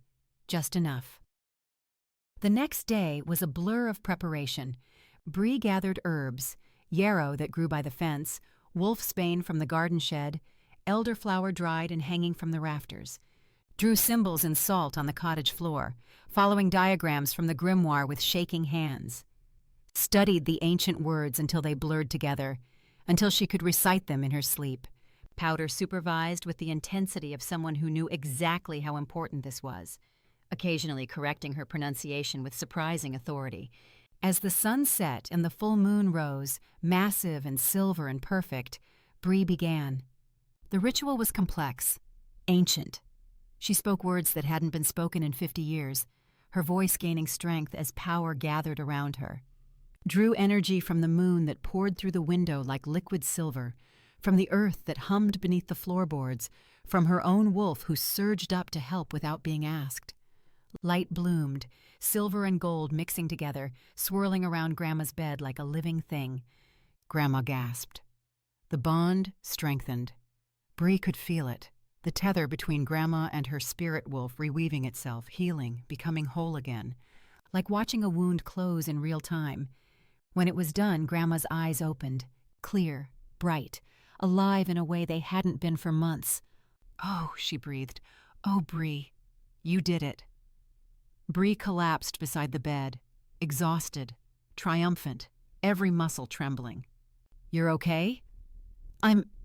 Grandma sat up, actually sat up without help, without pain. Color had returned to her face, strength to her movements. "I'm better than okay.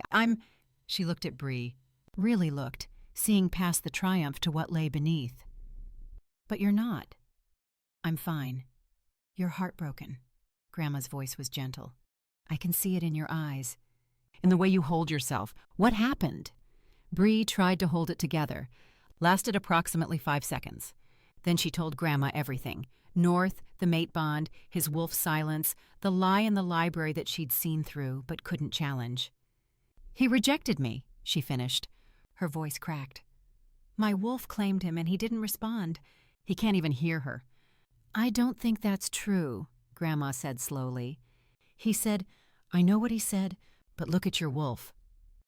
Grandma gestured with newly steady hands. Can you feel her? Bree closed her eyes, reached inward for her wolf, found her there, but different. Changed, still restless, still reaching for north across impossible distance, but also settled, like she'd found something fundamental, like she had purpose now where before she'd just been waiting. Fated mates recognize each other, Grandma said. Always, both wolves know instantly. If his wolf didn't respond, she paused. There's a reason, and it's not rejection. Then what? I don't know, but if I were you, I'd find out. Powder emerged from his nest in the quilts. Research. This is literally what you do best. You're a librarian. Research is your superpower, your thing, your... I get it, Bree said. Research what? Grandma asked. North's story, 2 years ago, when his wife died. Powder's whiskers twitched. Something doesn't add up. The pieces don't fit. Trust your instincts. Bree looked at Grandma, at her clear eyes and healthy color, at the miracle she'd just performed with ancient magic and desperate hope. Go, Grandma said. I'll be fine. Marcus is here, and she smiled, radiant and alive, not dying anymore. Go figure out why your mate is lying to you. Bree went. She set up in the cottage's small library, really just a room with too many books and a desk barely visible under papers. Her laptop hummed to life, dove into research with the single-minded focus that had made her an excellent librarian. Winterfield Industries. North Winterfield. Nora Winterfield. The internet was full of them. Society pages featuring them at galas. Business articles praising North's acumen. Photographs of a golden couple, beautiful, successful, seemingly perfect. It was almost painful to watch. North smiling in every photo, genuinely smiling. Nora radiant beside him, laughing at something only they understood. The way he looked at her, like she was his entire world, and he was grateful for it. Then the articles changed. Tragedy strikes Winterfield family. Avalanche at Swiss resort. Claims life of Nora Winterfield. Search continues for missing heiress. Winterfield refuses to give up hope. Bree read every article, took notes in her precise librarian's hand, built a timeline that grew more confusing with each edition. 2 years ago, new ski resort in Switzerland. Exclusive opening. Nora had gone for an early morning run on the slopes. Avalanche. Her body was never found despite extensive searches. North had searched for months, hired every expert from 3 continents, used every resource at his considerable disposal, refused to believe she was gone even when everyone else had given up. Maybe she's a vampire now, Powder said from her shoulder, and she's just really committed to staying dead. That's not helpful. Maybe she was abducted by aliens. That would explain the lack of body and the mysterious circumstances. Still not helpful. Maybe she faked her death and is living in Tahiti with a pool boy named Chad. Powder, I'm just saying, these are all valid theories from a certain perspective. He paused. But here's the real question. North is one of the most powerful alphas alive. He has unlimited resources. He loved his wife. Obviously, painfully, completely. So why couldn't he find her body? Bree stopped typing. What? Think about it. Wolf senses. Scent tracking that can follow a trail weeks old. He should have been able to find something. Anything. A piece of clothing, a trace of her scent. Powder's voice went serious. Unless there's a reason he couldn't. Unless something was actively blocking him. Bree's mind raced. She pulled up more articles, read between the lines, noticed things she'd missed before in her first pass. North had stopped searching exactly 3 months after the avalanche. Abruptly. Completely. Returned home and never spoke of Nora again according to the business journals. His wolf had gone silent around the same time according to Mr. Ash. Oh, Bree breathed. What? I don't know exactly what happened. I don't know all the details. She stared at the screen, at photos of North and Nora, at the timeline that didn't quite make sense. But I know one thing for certain. What? Nora wasn't his fated mate. How do you know? Because I am. Bree's voice was quiet, absolutely certain. And his wolf knows it. His wolf recognized mine the moment we touched. That's why he lied. That's why— She grabbed her phone. I need to call him. She dialed. The phone rang. Once, twice, 5 times. Voicemail. North's recorded voice, professional and distant. She tried again. Same result. Okay, don't panic, Powder said. Bree was already dialing the mansion. Her hands shook. The phone rang forever before someone picked up. Winterfield Estate, Mrs. Hemlock's voice. Worried, strained in a way Bree had never heard. Mrs. Hemlock, it's Bree. I need to speak to North. It's important. He's not here. Mrs. Hemlock's voice cracked. He went into the mountains yesterday morning. Said he needed to think. He hasn't come home. We've tried calling. His phone goes straight to voicemail. Mr. Ash sent the security team, but— A pause. Breathing that sounded like crying. The weather's gotten bad. There's a storm. They can't search properly. Bree's blood turned to ice. Which mountain? The one behind the estate. Where— Mrs. Hemlock's voice broke completely. Where he always goes when he's thinking about Nora. I'm coming, Bree said. Bree, the storm. It's dangerous. The team can barely— I'm coming. She hung up. Powder looked at her. That's a terrible idea. I know. You'll probably die in a storm trying to find someone on a mountain you don't know. I know. But we're going anyway. Yes. Then we'd better hurry. Powder climbed into her hood.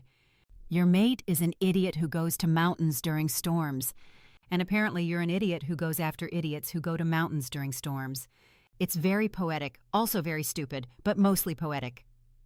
Bree was already grabbing her coat, her boots, the suppressant bracelet she'd barely worn since leaving the mansion.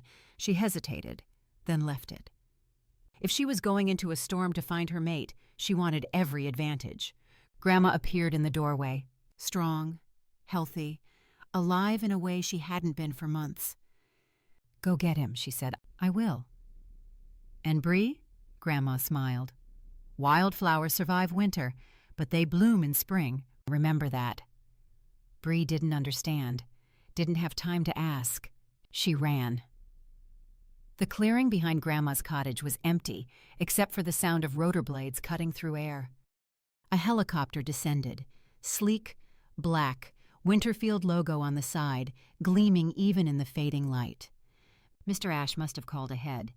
She climbed in before it fully landed, ducking under blades that sent snow swirling. The pilot, the same silent professional from before, handed her a headset. Winterfield Estate, she said, as fast as you can. He nodded. They were airborne in seconds. The flight felt endless. Mountains blurred beneath them, snow-covered peaks that looked beautiful and deadly in equal measure. Bree's wolf paced, restless and howling, and reaching for someone who was somewhere in those mountains alone and possibly in danger. The mansion appeared through gathering darkness. The helicopter landed on the front lawn. Bree was out before the skids touched grass. Mr. Ash met her at the door, face lined with worry. Any word?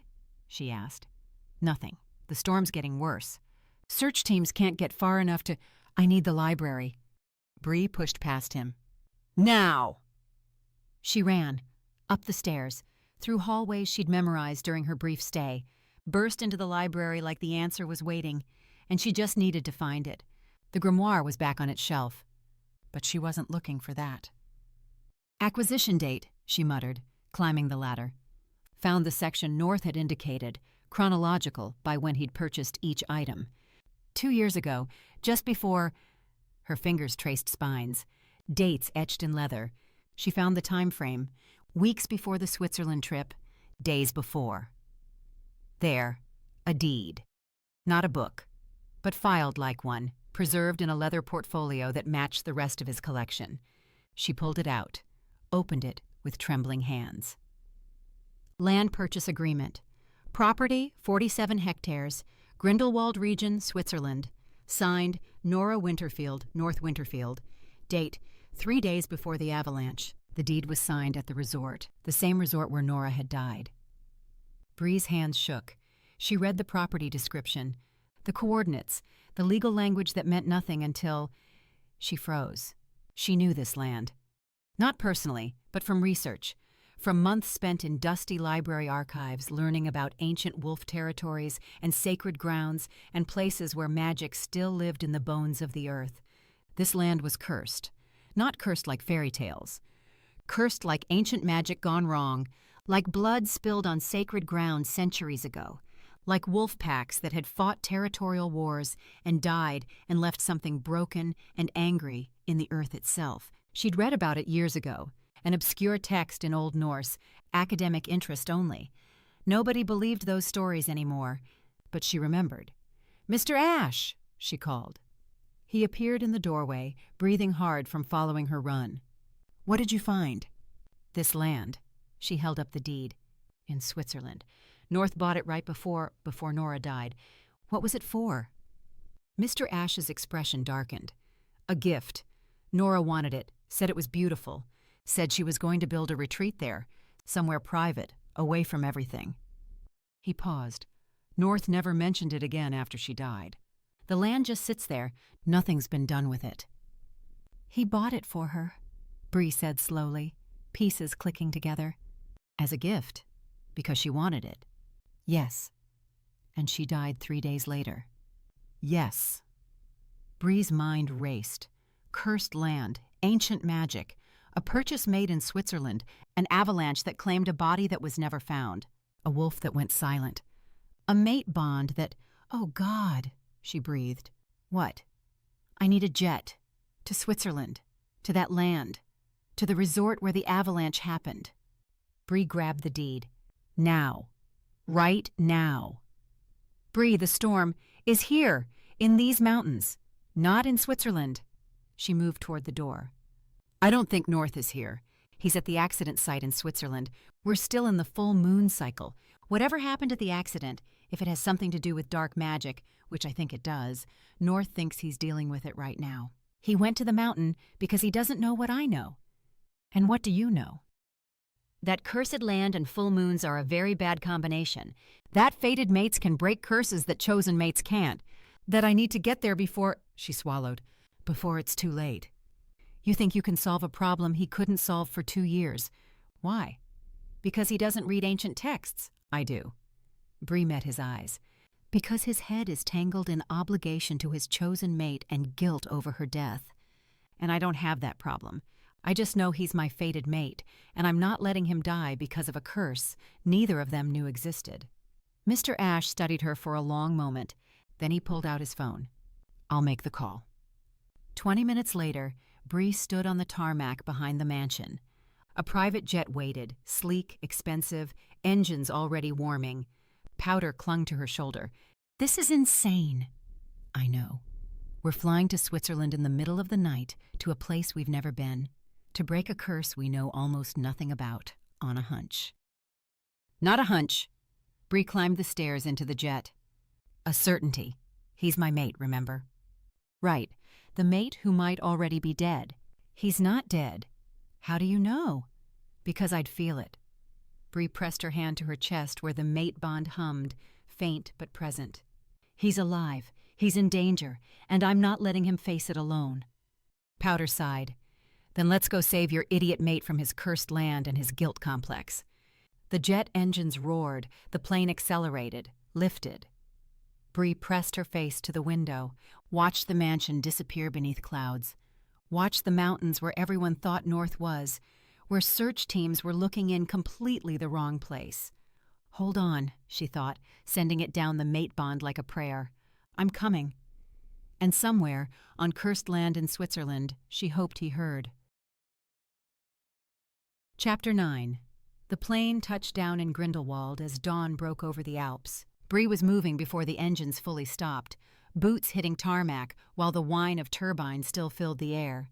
"The coordinates from the deed," she said to the pilot. "How do I get there?" He pulled up a map on his tablet, fingers swiping across the screen, frowned. "There's no road access. The land is in a valley here."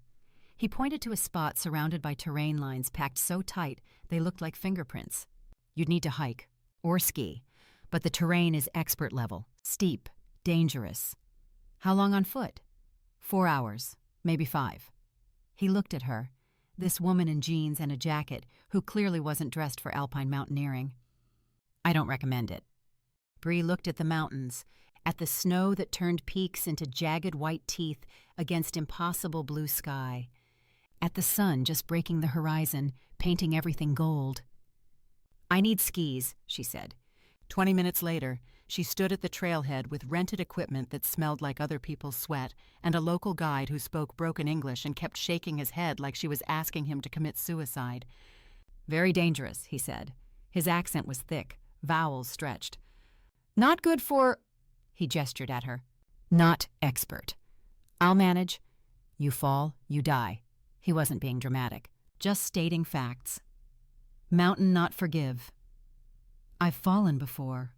Bree clicked into her bindings. The snap of metal on metal sounded too loud in the quiet morning. I got up. The guide stared at her for a long moment. Then he shook his head again. I not take you. Is suicide. You want death, you do alone. He handed her the skis, a map with the valley circled in red marker, and a warning that rescue wouldn't come if she got in trouble.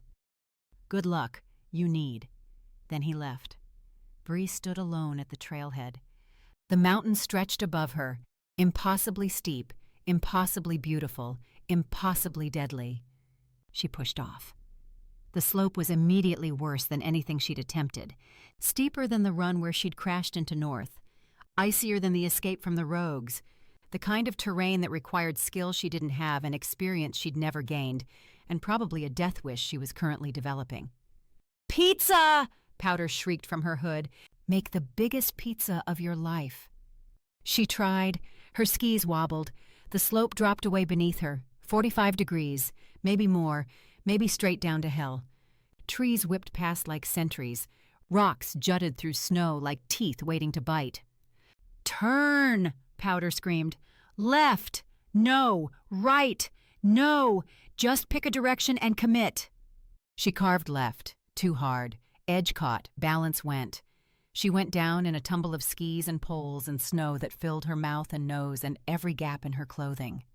The world spun, white and brown and blue all mixing together. Something cracked. Her ribs. Maybe her pride. She got up. Spit blood. Kept going. Fell again, 200 yards later. And again, and again. Her body was one massive bruise. Her muscles screamed languages she didn't speak. Blood ran from a cut on her cheek where a branch had caught her, freezing in the cold air before it could drip. But she kept going, because somewhere ahead, North was walking into a trap, because her wolf was howling so loud she could barely think, because fated mates didn't give up just because the terrain was hard and the odds were terrible and every rational part of her brain was screaming to stop.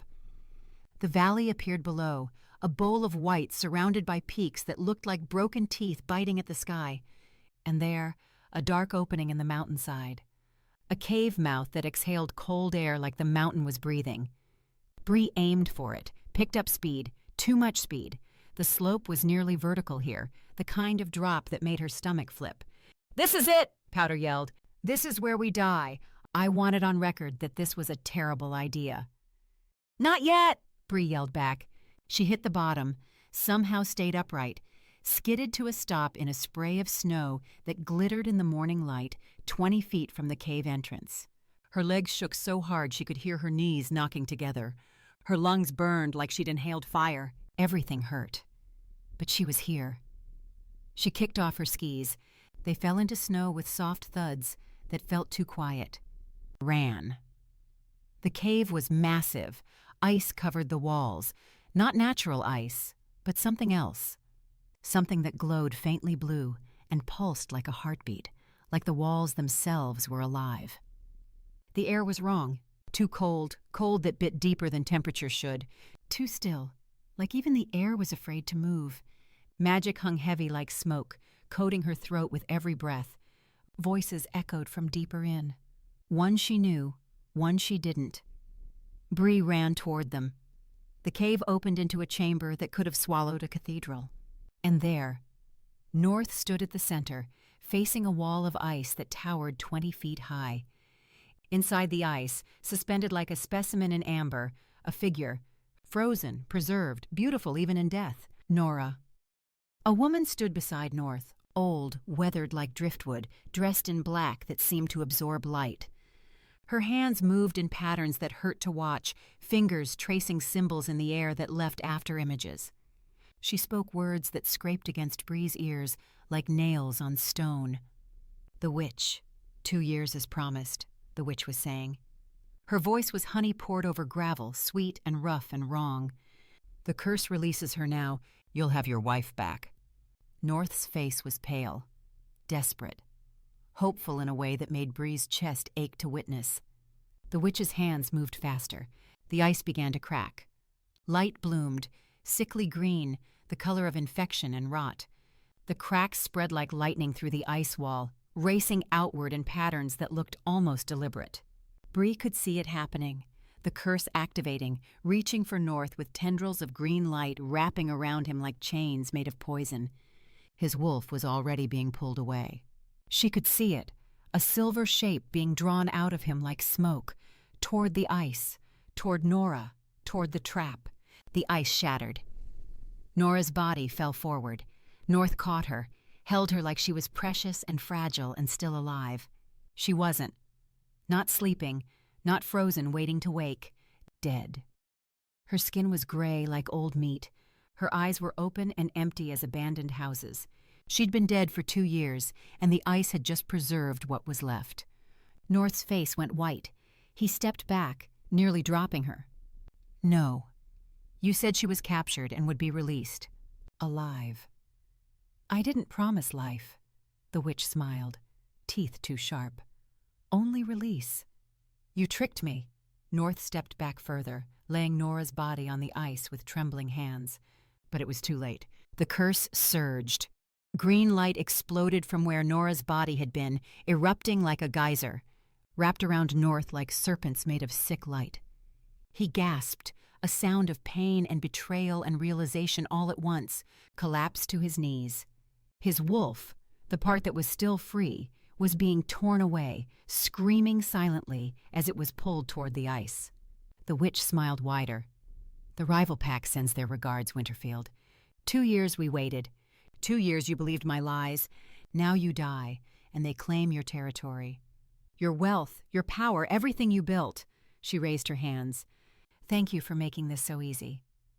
The ice began to reform, a gate closing, sealing North inside with the curse forever. Bree shifted. Her wolf burst free with a roar that shook ice from the ceiling, sent stalactites crashing down around them.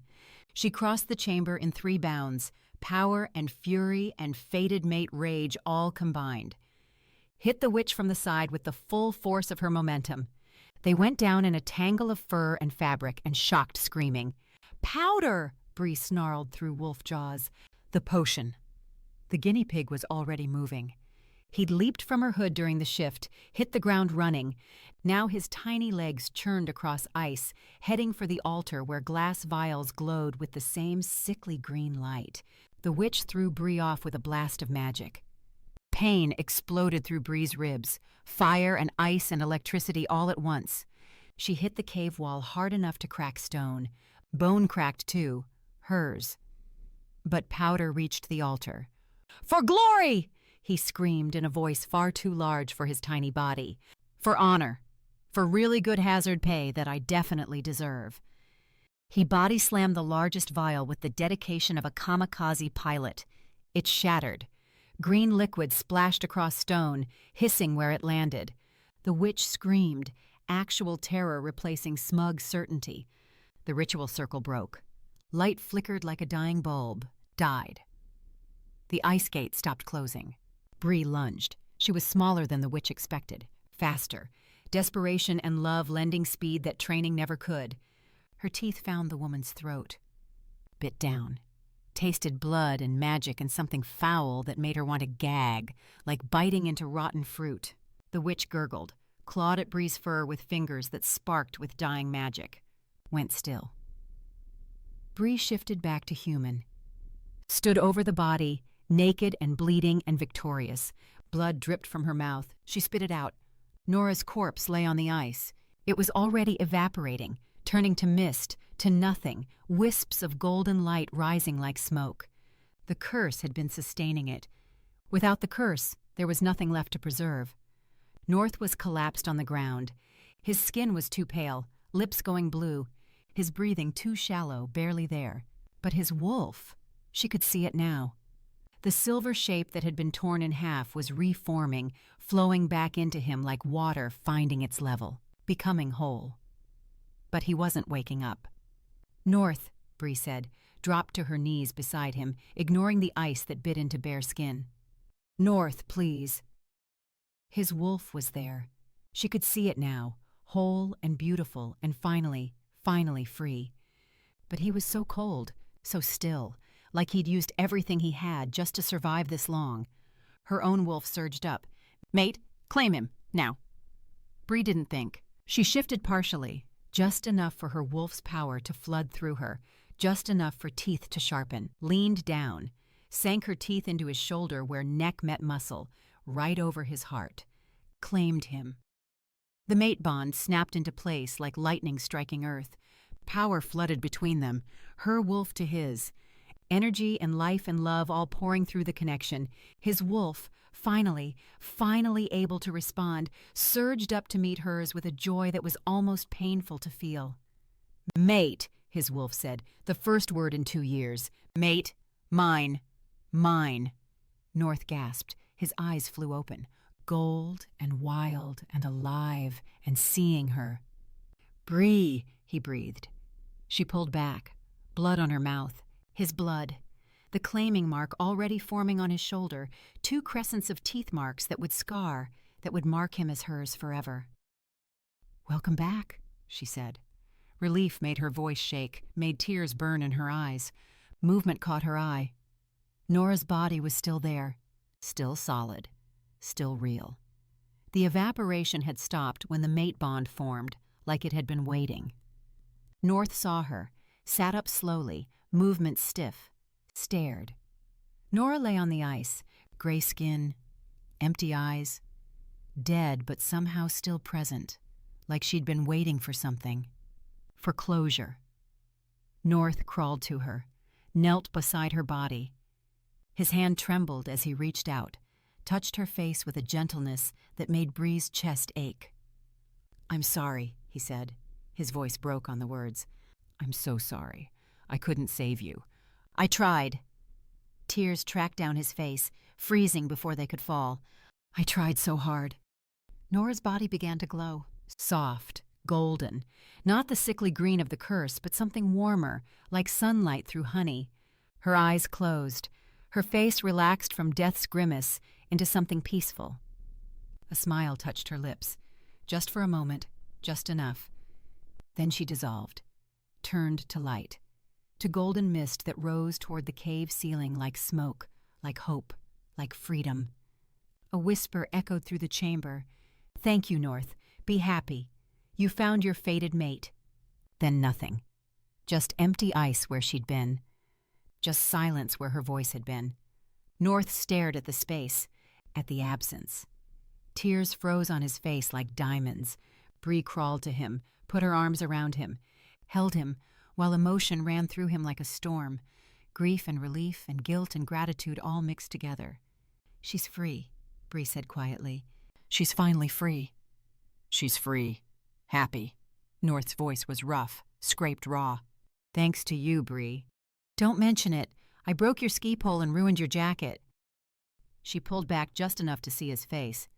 "And you saved me from the rogues. Let's call it even." He smiled. Actually smiled despite the tears. "Let's." Bree stood, pulled him up with her, both of them naked and bloody, and completely unconcerned about it. "I am your fated mate, and our bond is stronger than any curse." North stared at her. At this woman who'd skied down an expert slope she had no business attempting. Who'd crossed an ocean and mountains and impossible odds. Who'd killed a witch to save him. Who'd claimed him with teeth and blood and a mate bond that blazed between them like fire that would never go out. His wolf surged up. "Mate, claim her back. Now." North pulled her close, His teeth found the junction of her neck and shoulder. Bit down with the same fierce possession she'd shown him. The bond completed. Power exploded between them. Two wolves finally united after lifetimes of searching. Two souls that had been incomplete without knowing, finally becoming whole. The curse shattered forever. The ice in the cave cracked with sounds like gunshots. Broke. Fell in sheets that crashed like thunder, like the mountain itself was celebrating. The green light died, snuffed out like a candle. The magic that had polluted this place for 2 years burned away in the face of a mate bond that was real and true and unbreakable. When it was done, they stood in a cave that was just a cave, ice and stone and nothing more. No magic, no curse, just two people and the bond that would hold them together for the rest of their lives. North held her, pressed his forehead to hers, his wolf finally singing the word he'd been denying for days. "Mate, I lied," he said. "I know. I could hear your wolf from the moment you crashed into me on that slope." "I know. I was afraid of betraying Nora's memory, of admitting she wasn't," he swallowed, "of letting myself feel something again." "I know," Bree smiled, touched his face, "but you're feeling it now." "Yes."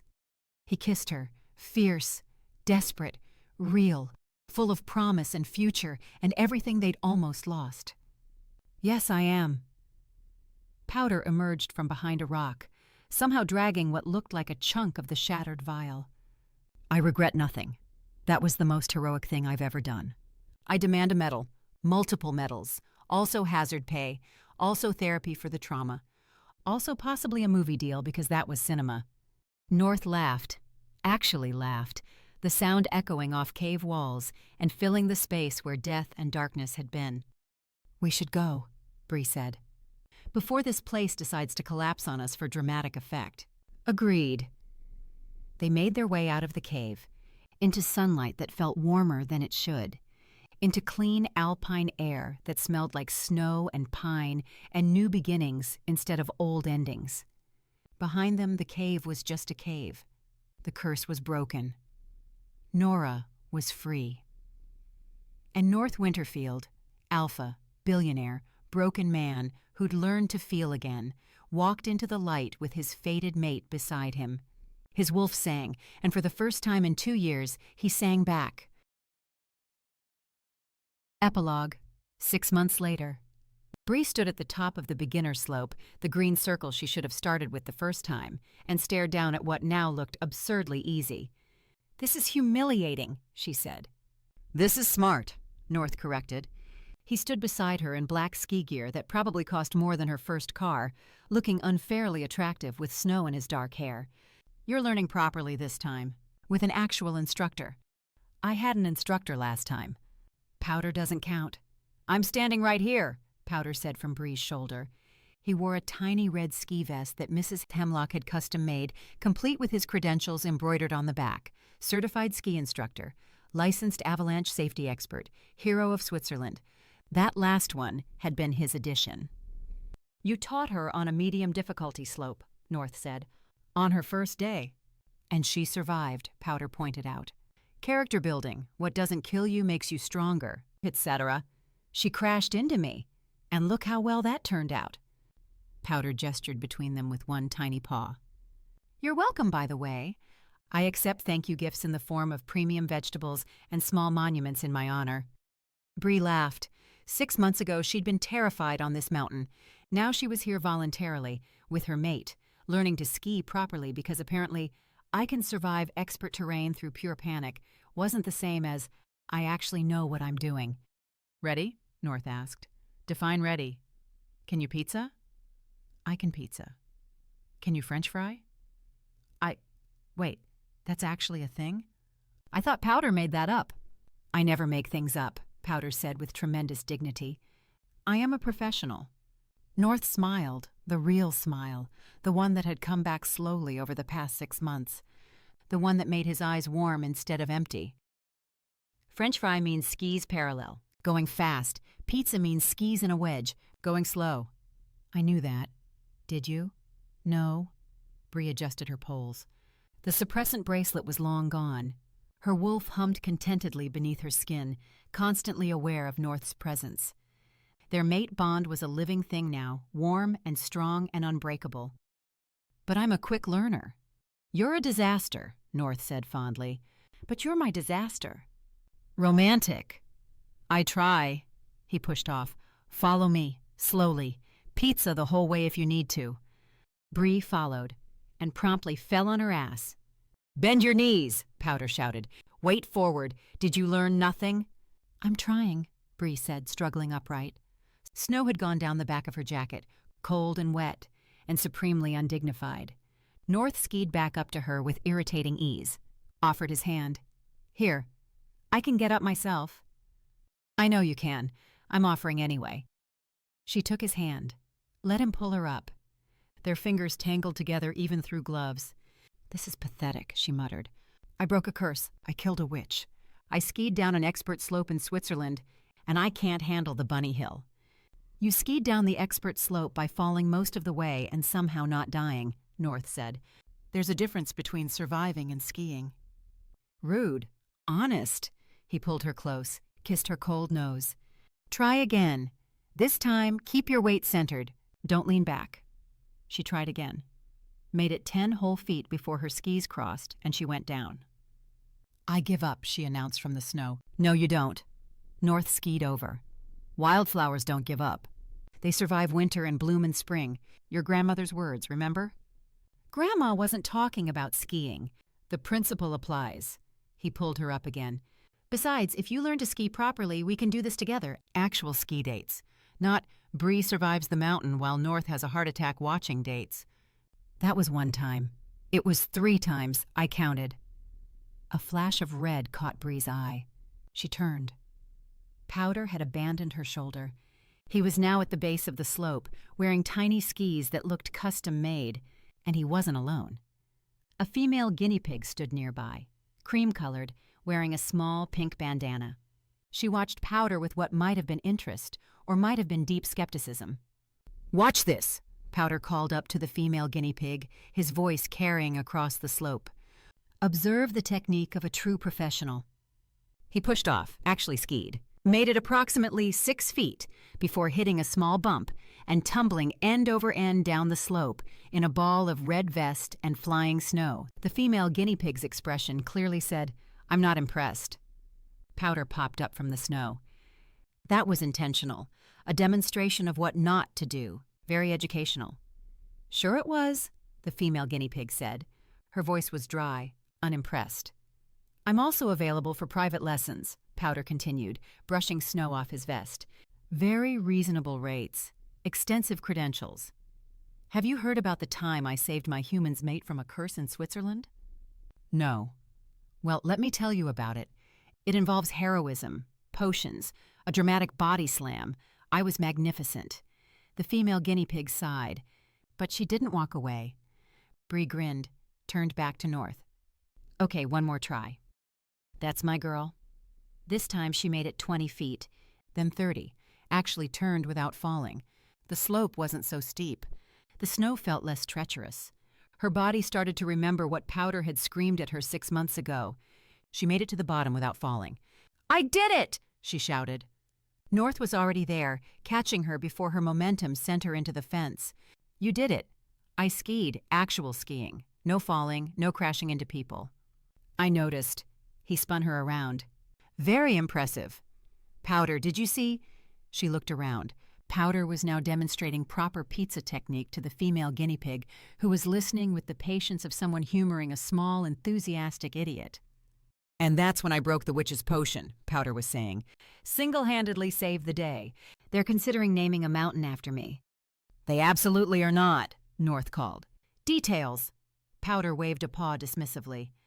"The point is, I'm a hero and an excellent ski instructor.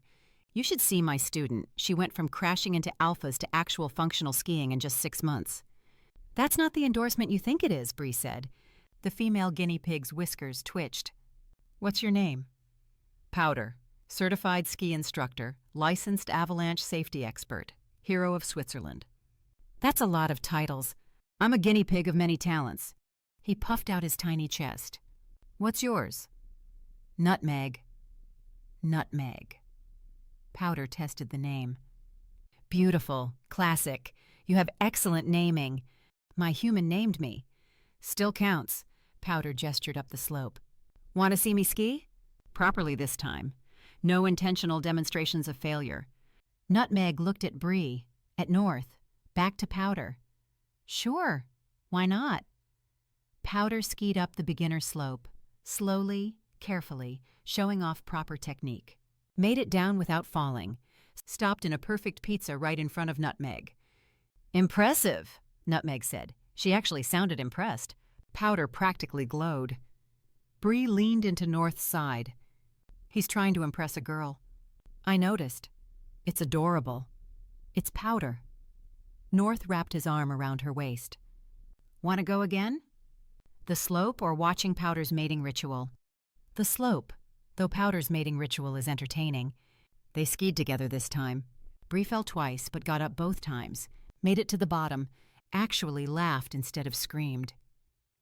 At the base of the slope, Powder was giving Nutmeg a detailed explanation of his credentials.